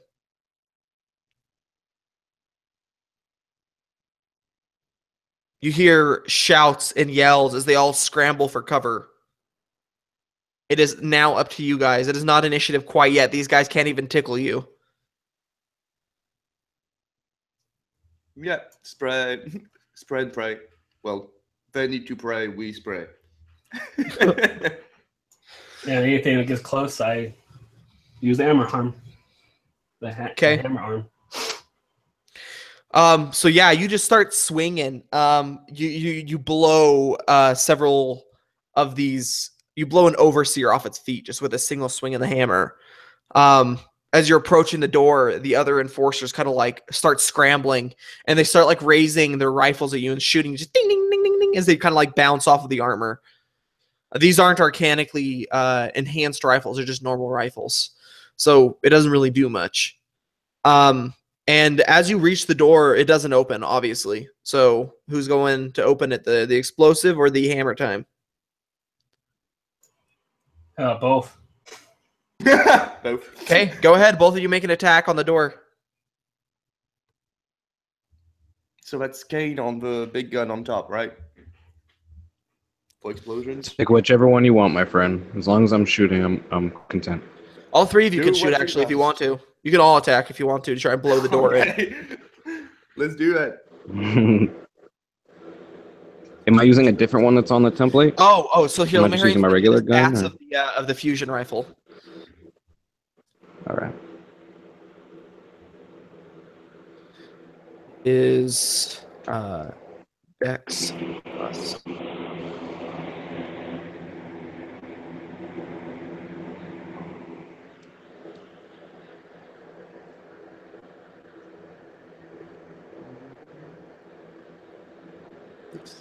But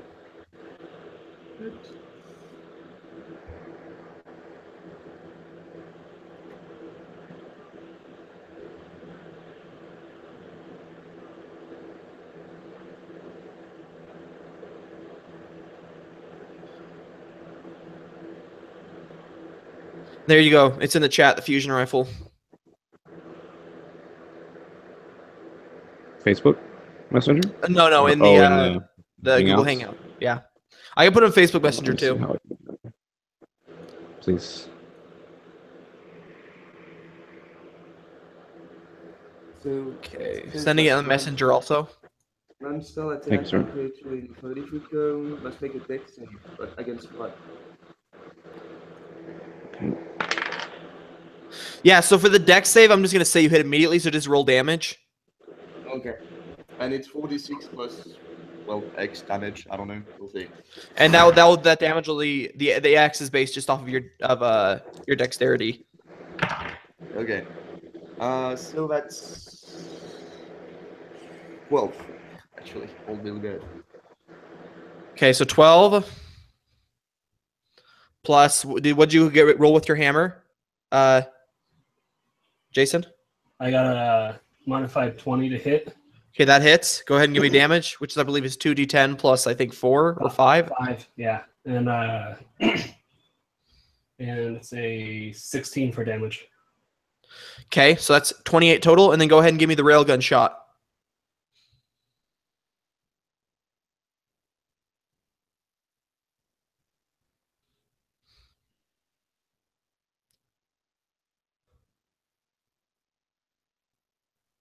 You're muted if you're talking, Chad. Oh, I thought that was a fusion rifle. Yeah, so I missed. Oh, I you rolled missed? a 2 on the dice. Yeah. Yeah, so the rifle kind of malfunctions, and and you see just like gas like explode out of the side of it, almost like a Gauss rifle. And you kind of have to pull it back and pop out a canister. A canister comes off, flying to the side, and then it loads a new one back in. Between the 28 total, I'm gonna bang it a few times too. okay, so the door got a 2 on its luck, and it gets blown inwards. You see chunks of this folding metal ripped apart as they fly into the room, kind of scattering enforcers all over the place. They're not quite sure how to deal with this thing. And there are only a few of them left to begin with anyways. The rest went to deal with the riot. Okay, you are now officially in the central hall of the spire. The massive convergence of the flux rises up before you. Since we have now made our way into the embassy, would I be able to give each of my comrades bardic inspiration? Yeah, that'd be Before- fine. All right. So yeah, we give each of y'all a bardic inspiration die, which is a D8. Thank you. Okay. Again, the massive convergence rises up before you. This massive crystalline structure. Okay, I will start to put the word on it. Keep them occupied. And I'm gonna like unlock the opening hatch and cast fly on myself.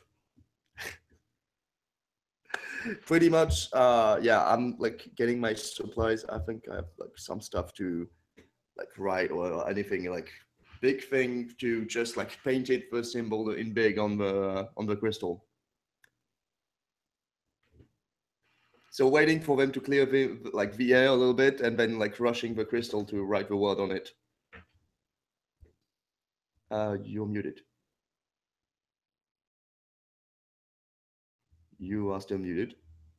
Or do I think your actual mic is muted because you don't have the icon in Hangouts.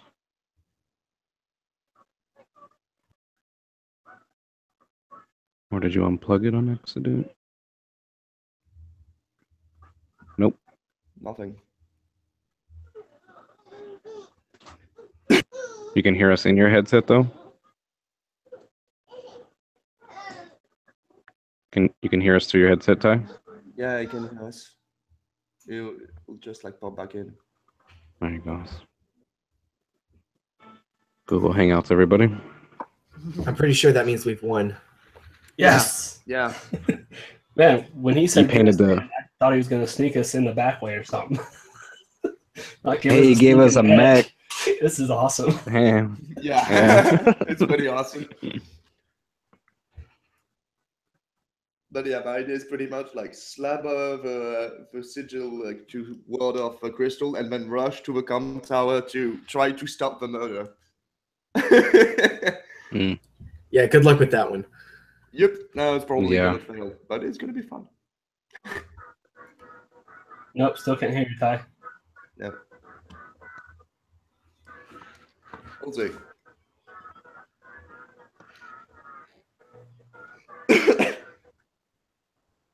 How about now? Yes. Hey. Yeah, my computer's pretty stupid, man. Like if I even jostle like the microphone when it's plugged in, it makes it so it doesn't work. It's really, really, really annoying. Is it a USB? No, I just have the jack in. The analog? Yeah, he's old school. I don't. Yeah, Well, I don't mean, know, that's man. better because it's two different ports that way instead of just one. So it's not trying to connect two interface devices at once when it gets messed up with. So that's why I thought it was going to be that. But anyway. Yeah, I don't know. Oh well, whatever. It's fixed now.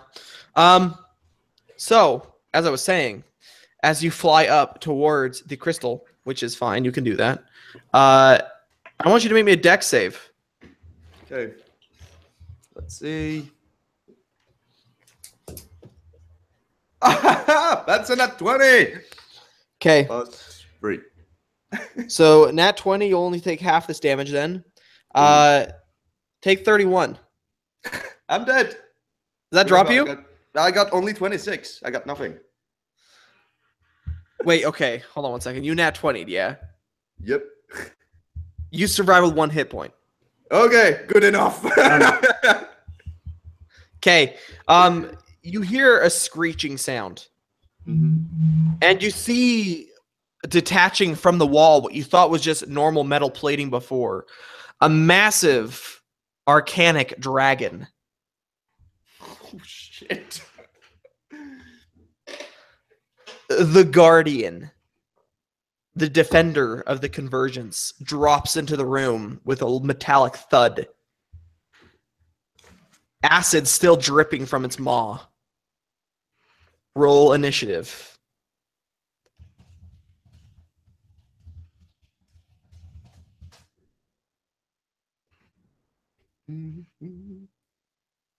Okay.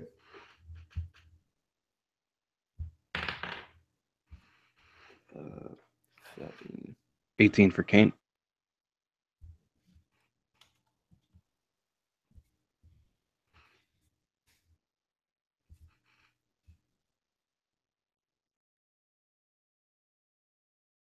Get it, Jimmy?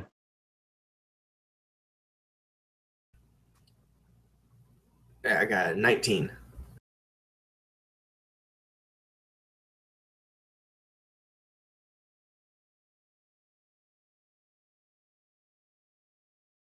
All right, Max, you go first. So like, am I able to still do like normal attacks? Like if I wanted to cast a spell or something, or Yeah, like you can still cast spells from inside of this thing. You could still shoot your own guns from inside of this thing. I forgot to include on there, but this has twin mount. Like the body has control of twin mounted rifles. So you can also shoot with that, and it's just 2d12. I mean, 1d12 if it hits damage.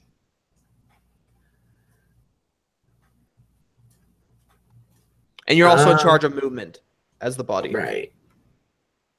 How far away is this thing from us? It dropped onto the ground like 40 feet away. And I believe the mech is like 40 feet of movement. All right. So, and because you kind of like, it kind of like sputtered while you were talking earlier. Did you say this is a dragon? Yes, it is a massive arcanic dragon. Okay. Since it's like an arcanic dragon, I am gonna move the 40 feet up to it, try and get right on top of it so that Dreyfus controlling the one arm will be able to hit it come his turn. But as I'm moving forward, or at least flavor-wise while I'm moving forward, I want to cast Heat Metal on it. Okay. Just gotta get to it real quick.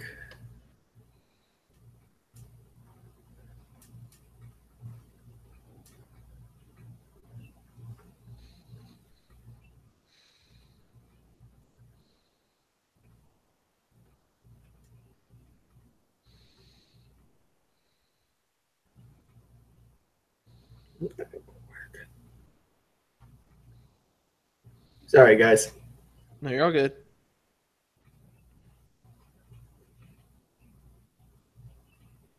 All right.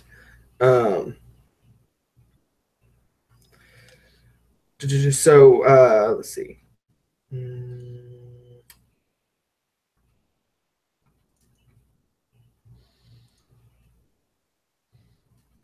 All right. So normally, it's just like a manufactured metal object, so there's no kind of save for it. And it's any creature in physical contact with the object takes 2d8 fire damage when I cast the spell. Okay, go ahead, roll 2d8. Awesome.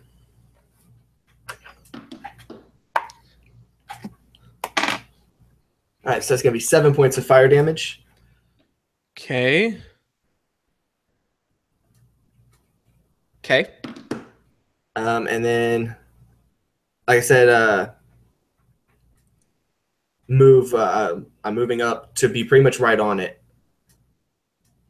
And then I can continue it on each of my subsequent turns as a bonus action to continue the heating effect. Okay. Yeah, cool. Yeah, its metallic skin begins to burn red hot. And it kind of like shudders a bit. It doesn't seem to hurt it very much. But it still seems to hurt it a little bit. And it kind of looks up at you and roars. Next up then is Kane. I'm gonna give a shot at it then. Go ahead and roll me that fusion rifle. Could I put my scope on it, or is that not plausible? It would take a turn to like add your scope to it. Okay, I won't do that right now then. Still a 23 to hit, or no, 22. What'd you roll? And remember, it crits 18 to 20. So did you crit, or is it just no, I rolled 17? Oh, okay, cool. Yeah, so you hit then. So that is 4d8, I believe, is what it was. All right.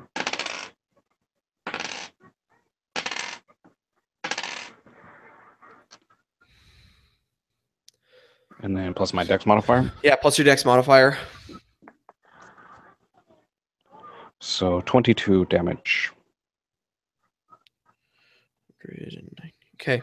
Yeah, this shell from this fusion rifle hits this thing, and it seems to bury itself in the metal for a second, this piercing round, before exploding in this multicolored light, like this multicolored fire almost, causing a little rumble and a shock wave to go out of it. And did you roll that d6 to see if you make it stumble?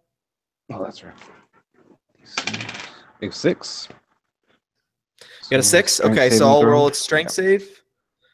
And it makes the strength save. So it doesn't get pushed away, but it does shudder under the impact of this explosion. Okay, Draphus. Hammer time.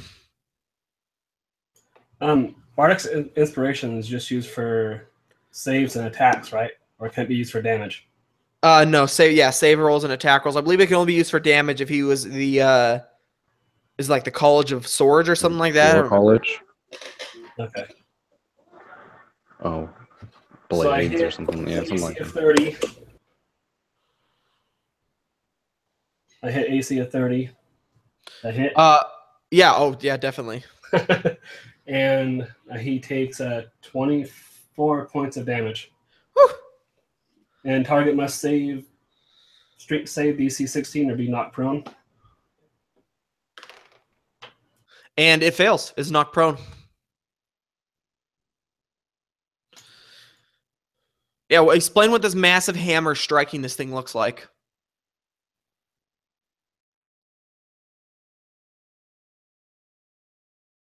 Muted, good sir.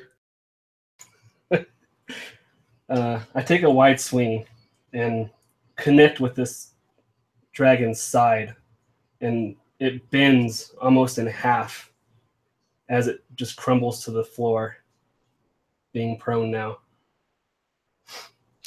Yeah, you see all manner of like fluid and stuff dripping from this thing's body. Gasoline, acid, this weird staticky blue liquid, and it kind of just like shudders as this kind of drips out of this broken side now. Cool. Oswald. So as the armor strike down, like the ground shakes, and Oswald wake up, and he goes like his face down, get up and go. Nobody managed to kill me so far. It's not you that's gonna take me, and is gonna cast Fly again on himself because it's dropped while I got destroyed, and he's gonna start to rub his hand on his destroyed body to get blood on it, to write the sigil. And he's going to place himself, like, there's the dragon, there's the crystal, on the opposite side, really far, to not die.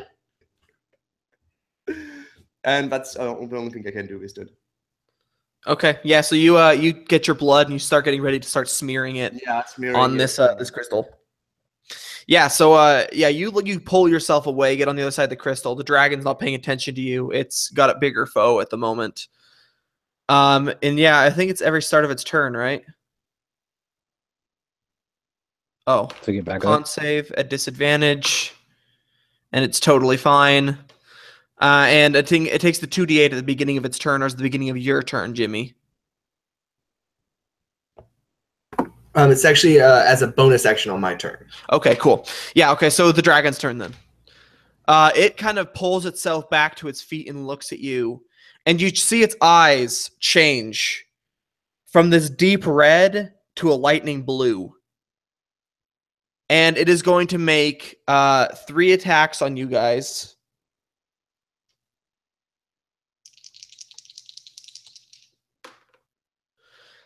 First attack is a 27. That's going to hit. Second attack is a 17, which does not hit.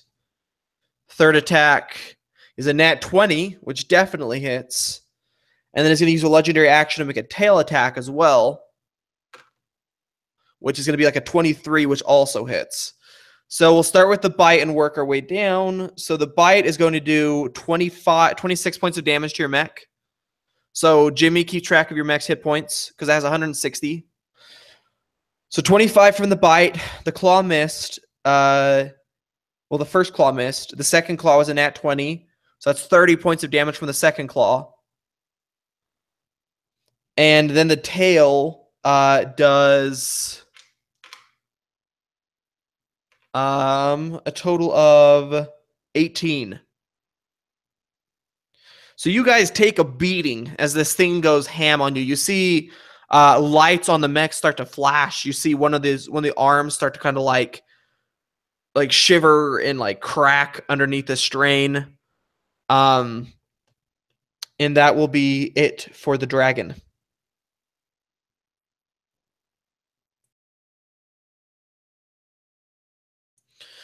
Are you guys, how many, wait, what hit points are you guys at now?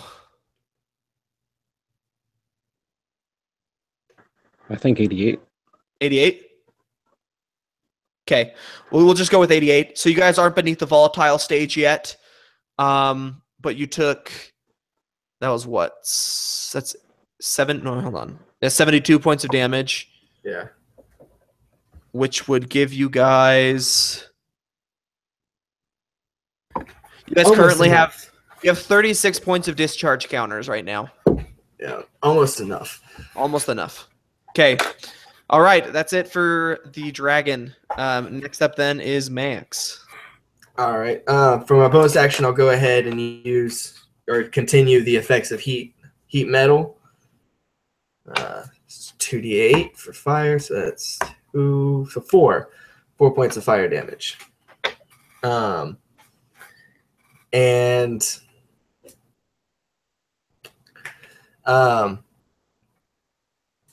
can't do that. All right, so I'll use, you said that there's like the twin rifles on the body of this thing. Yes. And do those like attack simultaneously or something, or is that like Yeah, yeah. So you roll 2d20, and then it's like making 2 attacks with the rifles. Okay, so I'll go ahead and do that.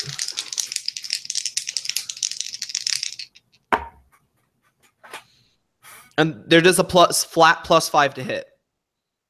Oh snap! Okay, so one is going to be a 17 to hit, and the other one is a 23 to hit. 23 will hit, 17 will not. So that's 1d12 damage.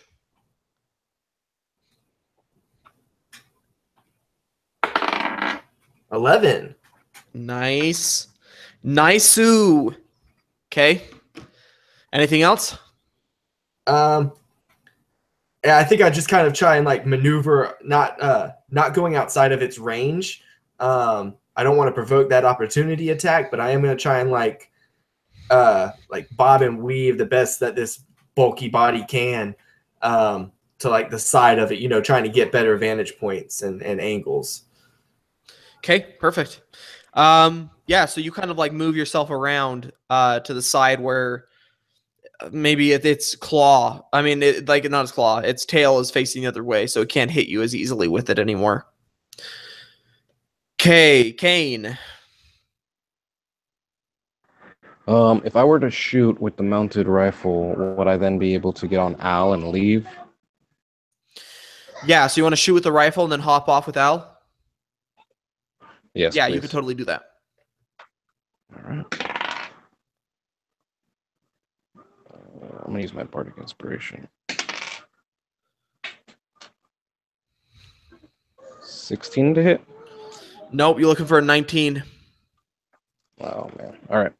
So I'll miss with the shot and then try to get as far away on Al as possible running, and then if he can dash as well. Okay, yeah, you can hop off on Al and just dash away. Yeah, so you see your gunner just bail out. Okay, Travis. As our gunner bails out, I'll make one more hammer attack, coming back around, hitting the dragon with a 25 AC. Yeah, that definitely hits. And he takes another 21 points of damage. Okay. The dragon stumbles under the force of this blow. And then it needs to make a strength save. Yeah. Knocked prone again. Dang, this dragon sucks at standing up.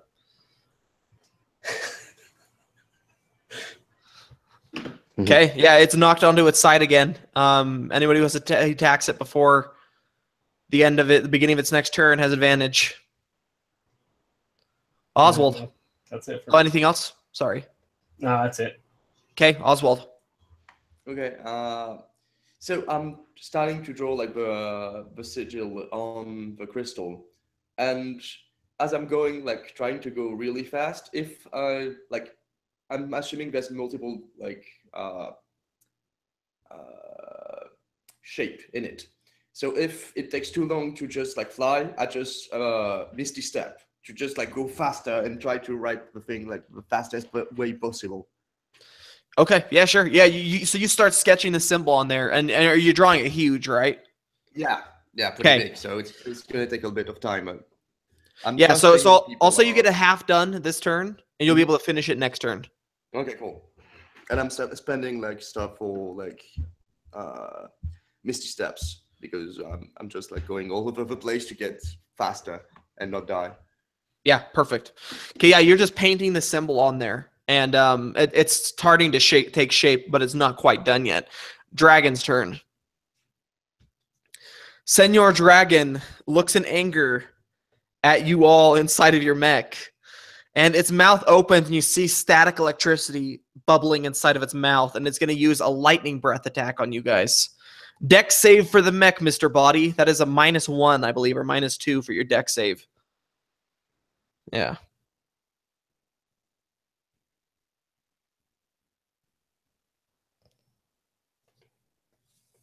Either way, you need to get a DC 20. It's Sorry, what? oh yeah, no matter what, I failed because it's a save, right? Yeah, it's a save. I feel that. This thing, it gets a -4 to it, so it's a 14. Hey, that lit 14. Okay, you guys are going to get a full blast of this right in the face. Okay. Got to use like bardic inspiration on yourself. Maybe it could help. I doubt it. Same.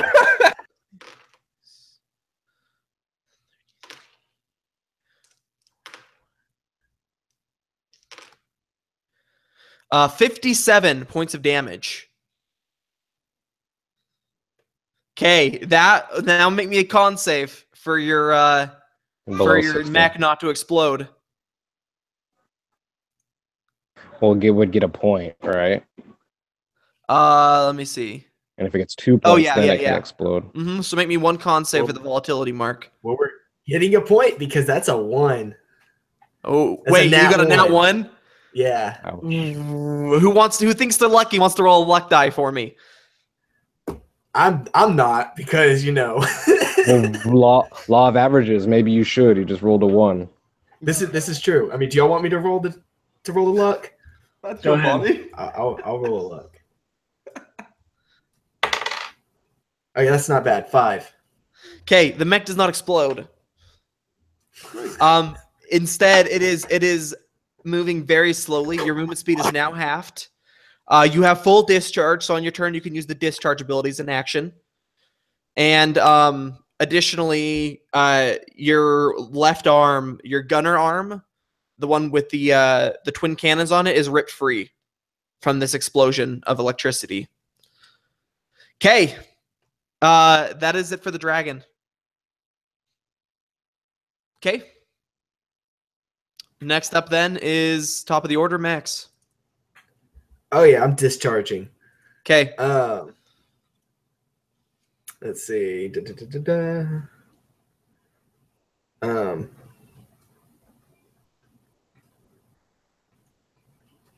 right, so it has to make a Constitution save, or be stunned. And that'll be based off of your proficiency bonus, which is +4, plus your strength, let's just say, which will probably, I think that makes it like a 19. Either way, it fails. Woo! Yeah, it got 14, so it fails. Cool. And that's an action, right? Yeah, that's your action. So it is, for the purpose of this turn, until the beginning of his next turn, it is stunned. That means all attacks made against it have advantage, everybody who wishes to do so. Yeah. And then just as my bonus action, I want to keep that heat metal going. Okay, and that's 2d8 damage, so go ahead. Yeah. That's good. That's good. All right, so it's going to be 15 points of fire damage. Okay. Okay. All right, next up then is Kane. I'm gonna have Al move me. Well, I'm gonna move on Al, and then to hopefully be 80 feet away from the mech or more, and towards the crystal, and then try to get a shot off on the dragon from behind. He said Okay. everything's at advantage because it's stunned. Yep, it's stunned, so everything's at advantage. That's an 18. And that's a 1, so good thing. So 24 to hit. That will definitely hit. Go ahead and give me that damage. 3.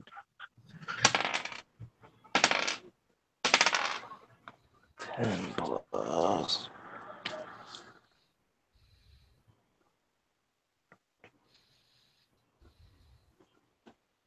$12 damage. 12 damage. Okay.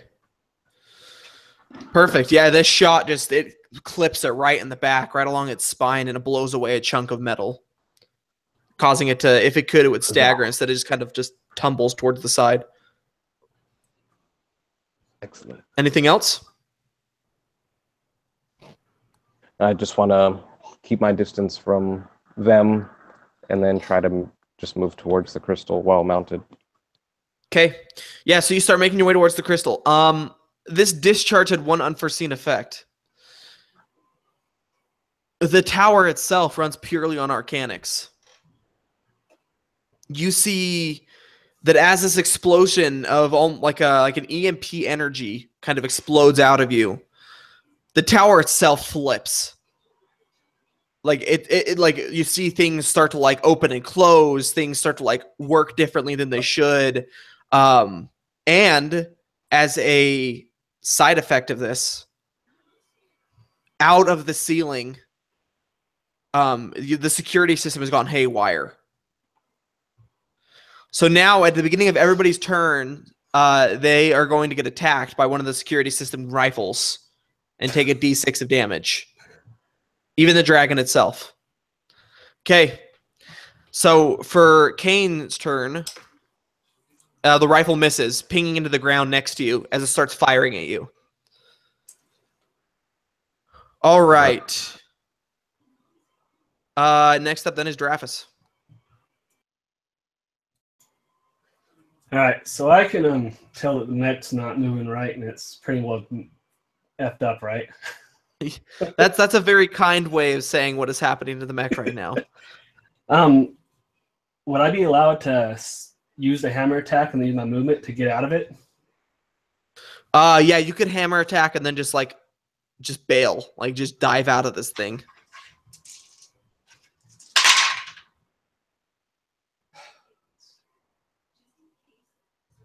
$20 to hit. Hits. And it takes another 18 points of damage. And then Ouch. I bail out. Yelling at Maximus, get the hell out of the thing, dude.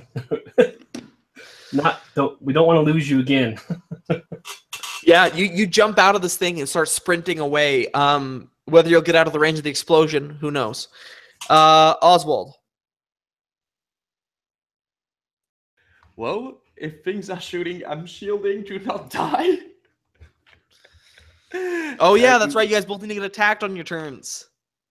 That is one hit on you, Drafus. Take 4. And then one shooting at you too, Oswald, which will hit unless you shield. I shield. Absolutely shield. Okay, yeah, you managed to bring up your barrier and block it. Yeah, I just like get flung around and I finish the symbol no matter what. Otherwise I'm fucked. You're muted. You finish the symbol, and with a shudder,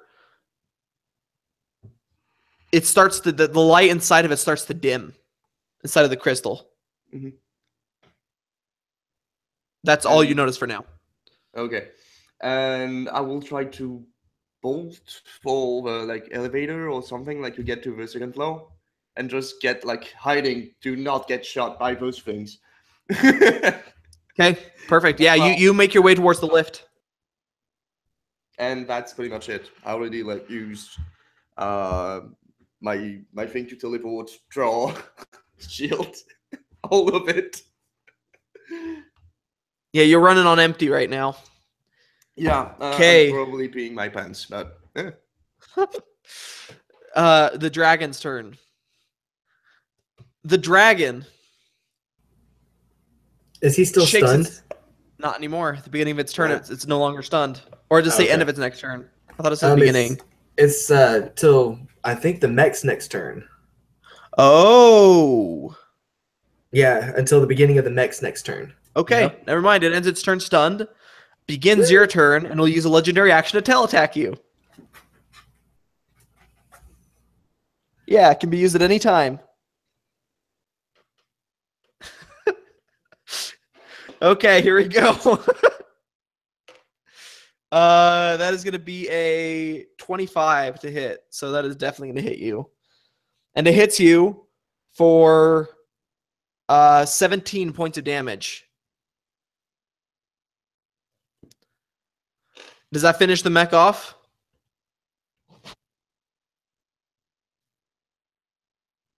I think it had 20 something.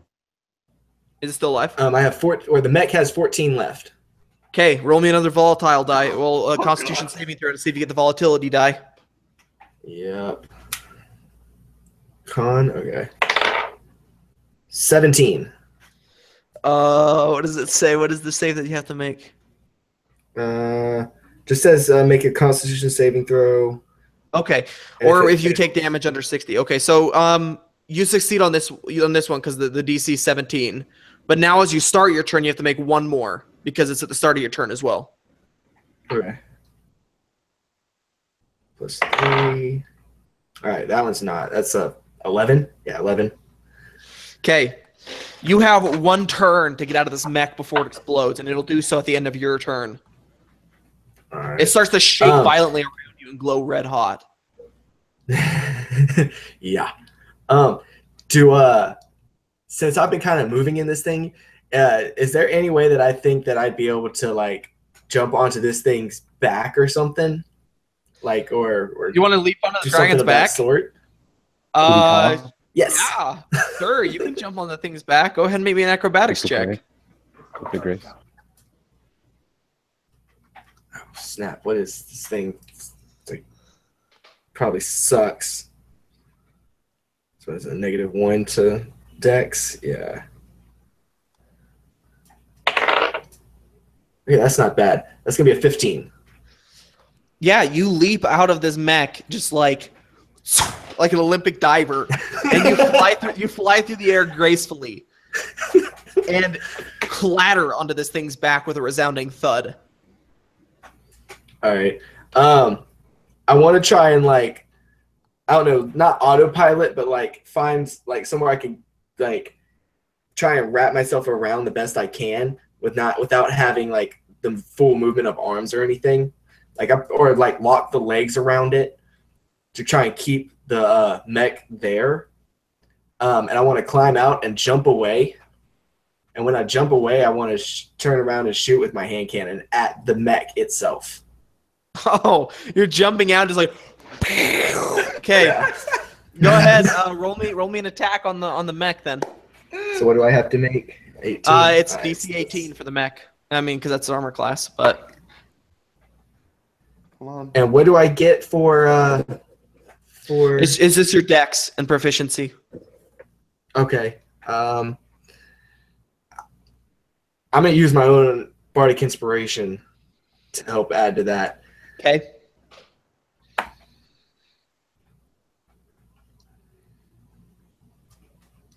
I think I just 18, right? Yeah, 18. Yeah, I just make it. Okay, so go ahead and roll me 2d12 for damage. And then you add your dex modifier to it. That's gonna be 11 points of damage. Well, either way, the mech still has to make a volatility check. So I'll roll that. Which it fails. Woo! Yeah, you jump out, you're flying through the air and just something out of like a you're Tom Cruise, Mission Impossible. You lean back, and you see the mech kind of just shudder as this hits the center console and the center part of the body. And it looks back like Iron Giant and says, Superman, and explodes. I'm just kidding. Okay, so that's my favorite movie, by the way. I love the Iron Giant. So it explodes on this dragon. You're still in the blast radius, so you're going to take this damage with it. But I'm gonna need you to make me. Well, actually, you're airbound. I don't know if you can even pass a dex save while you're airbound. Yeah, I don't believe so. I think it's like an auto fail. Yeah, I think you auto fail. Okay, so Draphus, make me a dex save. The dragon will make a dex save, and then you auto fail. Maximus, the dragon fails. Wow.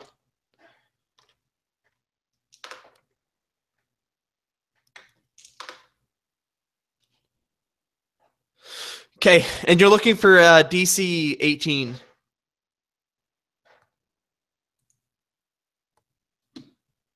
I felt it. Okay.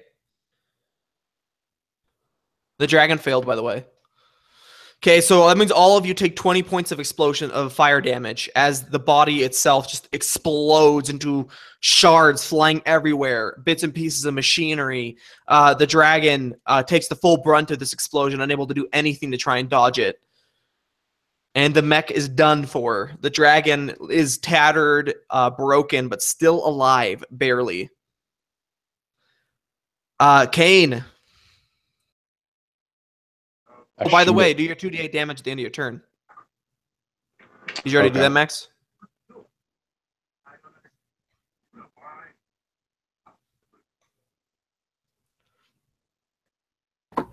That's going to be 5 points of fire damage.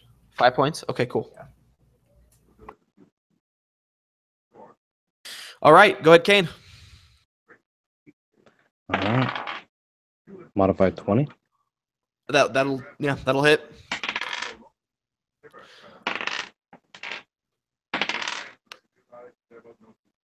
$16 points of damage. 16 points. Ouch. Okay. Yes, sir. Yeah, it staggers. It is looking very, very bloodied right now. By the way, the rifle shooting at you, Kane, misses. I rolled for you too, Max. It hit and at 20 of you. So, ouch. Yeah, you're gonna take 12 points of damage from this as you jump in the air. The explosion hits you in the back, and then as you're flying through the air, one of the guns is like it just shoots you right in the side. Perfect silhouette with a fire explosion behind it.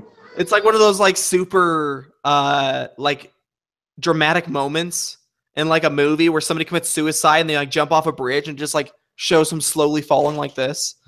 Except for he gets like blown up and like and then he gets like shot in the side like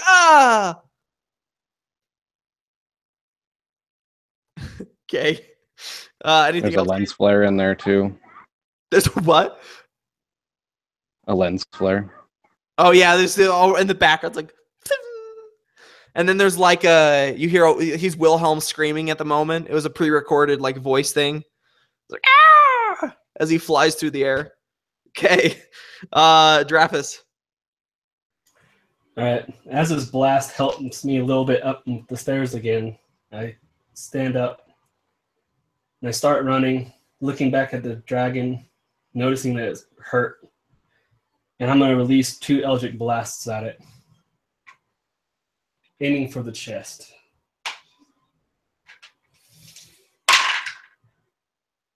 Nice. Bar filtration.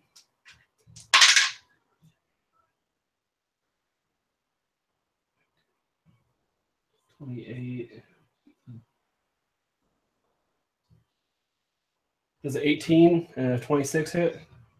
26 yes, 18 no. Okay.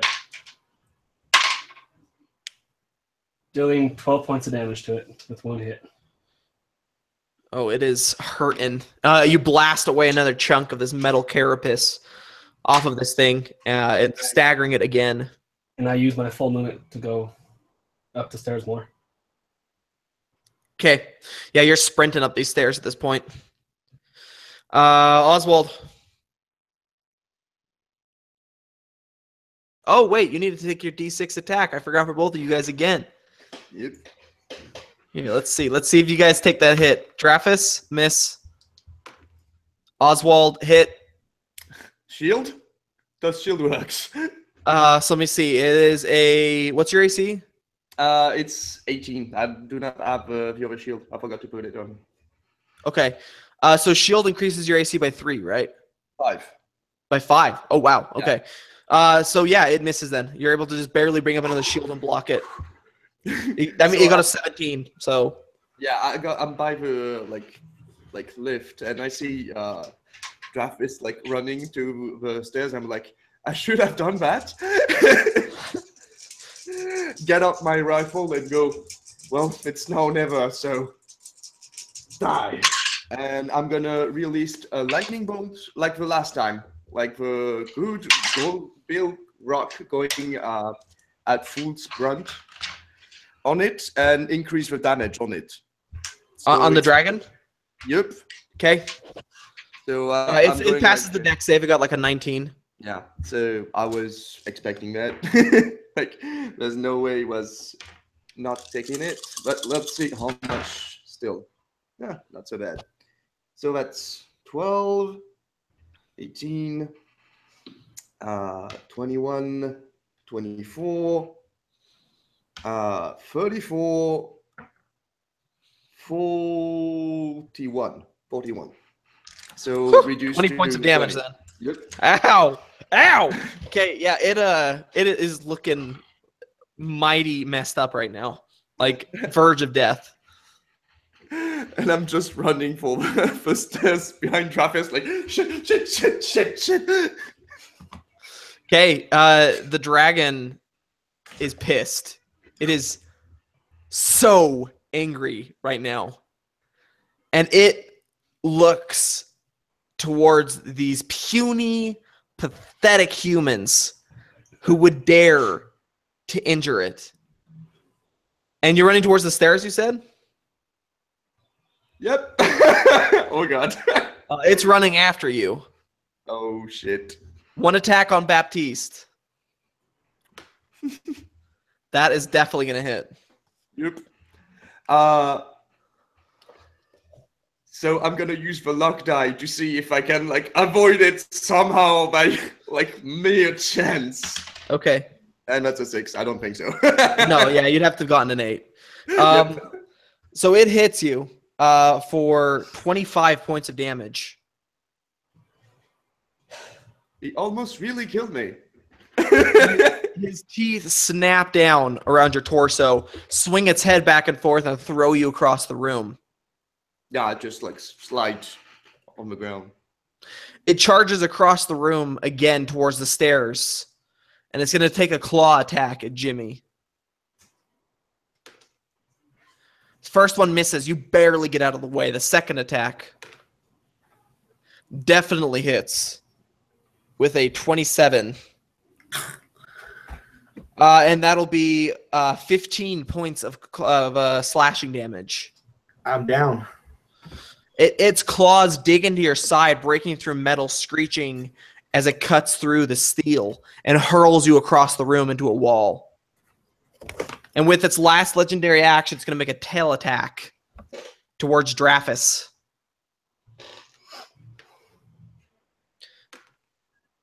And that is going to be a 19 naturally, so 33 to hit. Yeah. And that'll deal... Jeez. Let me see. That's 7 plus 8, 15 plus 8. So 23 points of damage to you. You still standing? Oh, yeah. Okay. Yeah, this large, massive metallic tail rises up in the air above you. You see a shadow appear in front of you. And as you turn and look back over your shoulder, it comes crashing down right on top of you, smashing you into the stone steps. And the dragon roars and turns its head towards one of the last people still standing, technically, Kane. Hey, as a reaction, I'm going to use Hellish Rebuke on the dragon, as it takes 20 points of damage. Woo! Woo! Dex save. Dex save. Okay, here we go. And they actually have pretty good dex saves. That is a 19, so I guess it takes half that then? Yes. Okay, it is still just barely standing. You guys have like almost... Oh, it is like... It is no longer in the double digits. Let's just put it that way. Okay. Top of the order, Max. Death save. You good? All right. Yep, pass that one with a 12. Okay. Kane. Do I have a clear line of sight on the dragon? It's slightly obscured. I mean, you were making your way towards the crystal also, so it's kind of like on the other side of the steps, but you could easily get a view if you moved. That's why it didn't come for you, because you weren't close to the others. I'll do that, and then I'll jump off of Al and use him as like a bipod, or in this case, a quad pod, and take a shot.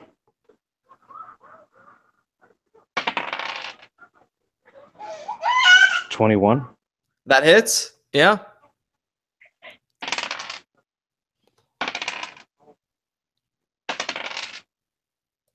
Nine damage. 9 damage? Yes, sir. It had 8 hit points. How do you kill it? Yeah.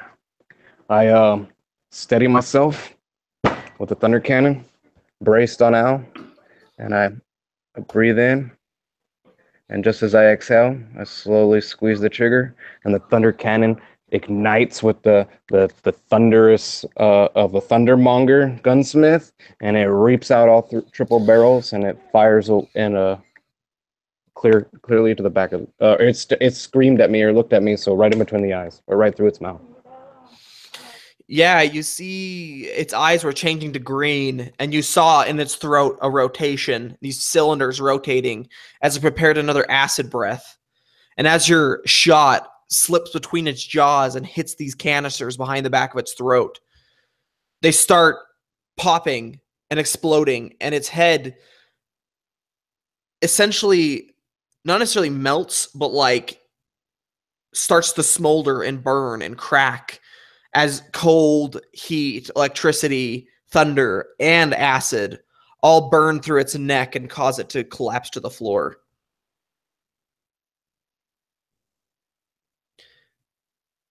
You are one of the last people standing. Draphis is in a very bad state right now. I'm pretty sure he's way beyond half dead. I'll run to him and try to heal him. Okay. Oh, 23 hit points left. Never mind, he's good. But he's still, he's still pretty bloodied. But but the other two are unconscious, right? Yeah, Yeah, I'll the other two yell are and say, unconscious. get to them first. I'll run to As I'm making my way to them too. Oswald first. Oswald, I'll try to tend to him first since he's unconscious. And an actual flesh being. Yeah. As you're leaning over him and like starting to work on him to heal him, you hear outside the screams of witness, the screams of liberation, and the screams of terror. You hear gunshots throughout the city. You hear fighting and yelling and cries of terror. You hear chaos. The city is gripped in a steel gauntlet of chaos now. 4 factions are warring in the city. 4 factions are trying to kill each other. 4 factions are confused as to what is happening. And as the dragon burns and smolders on the floor, and as you all stand staring or lie staring at the flux, you see that the symbol, the bind symbol, has disappeared.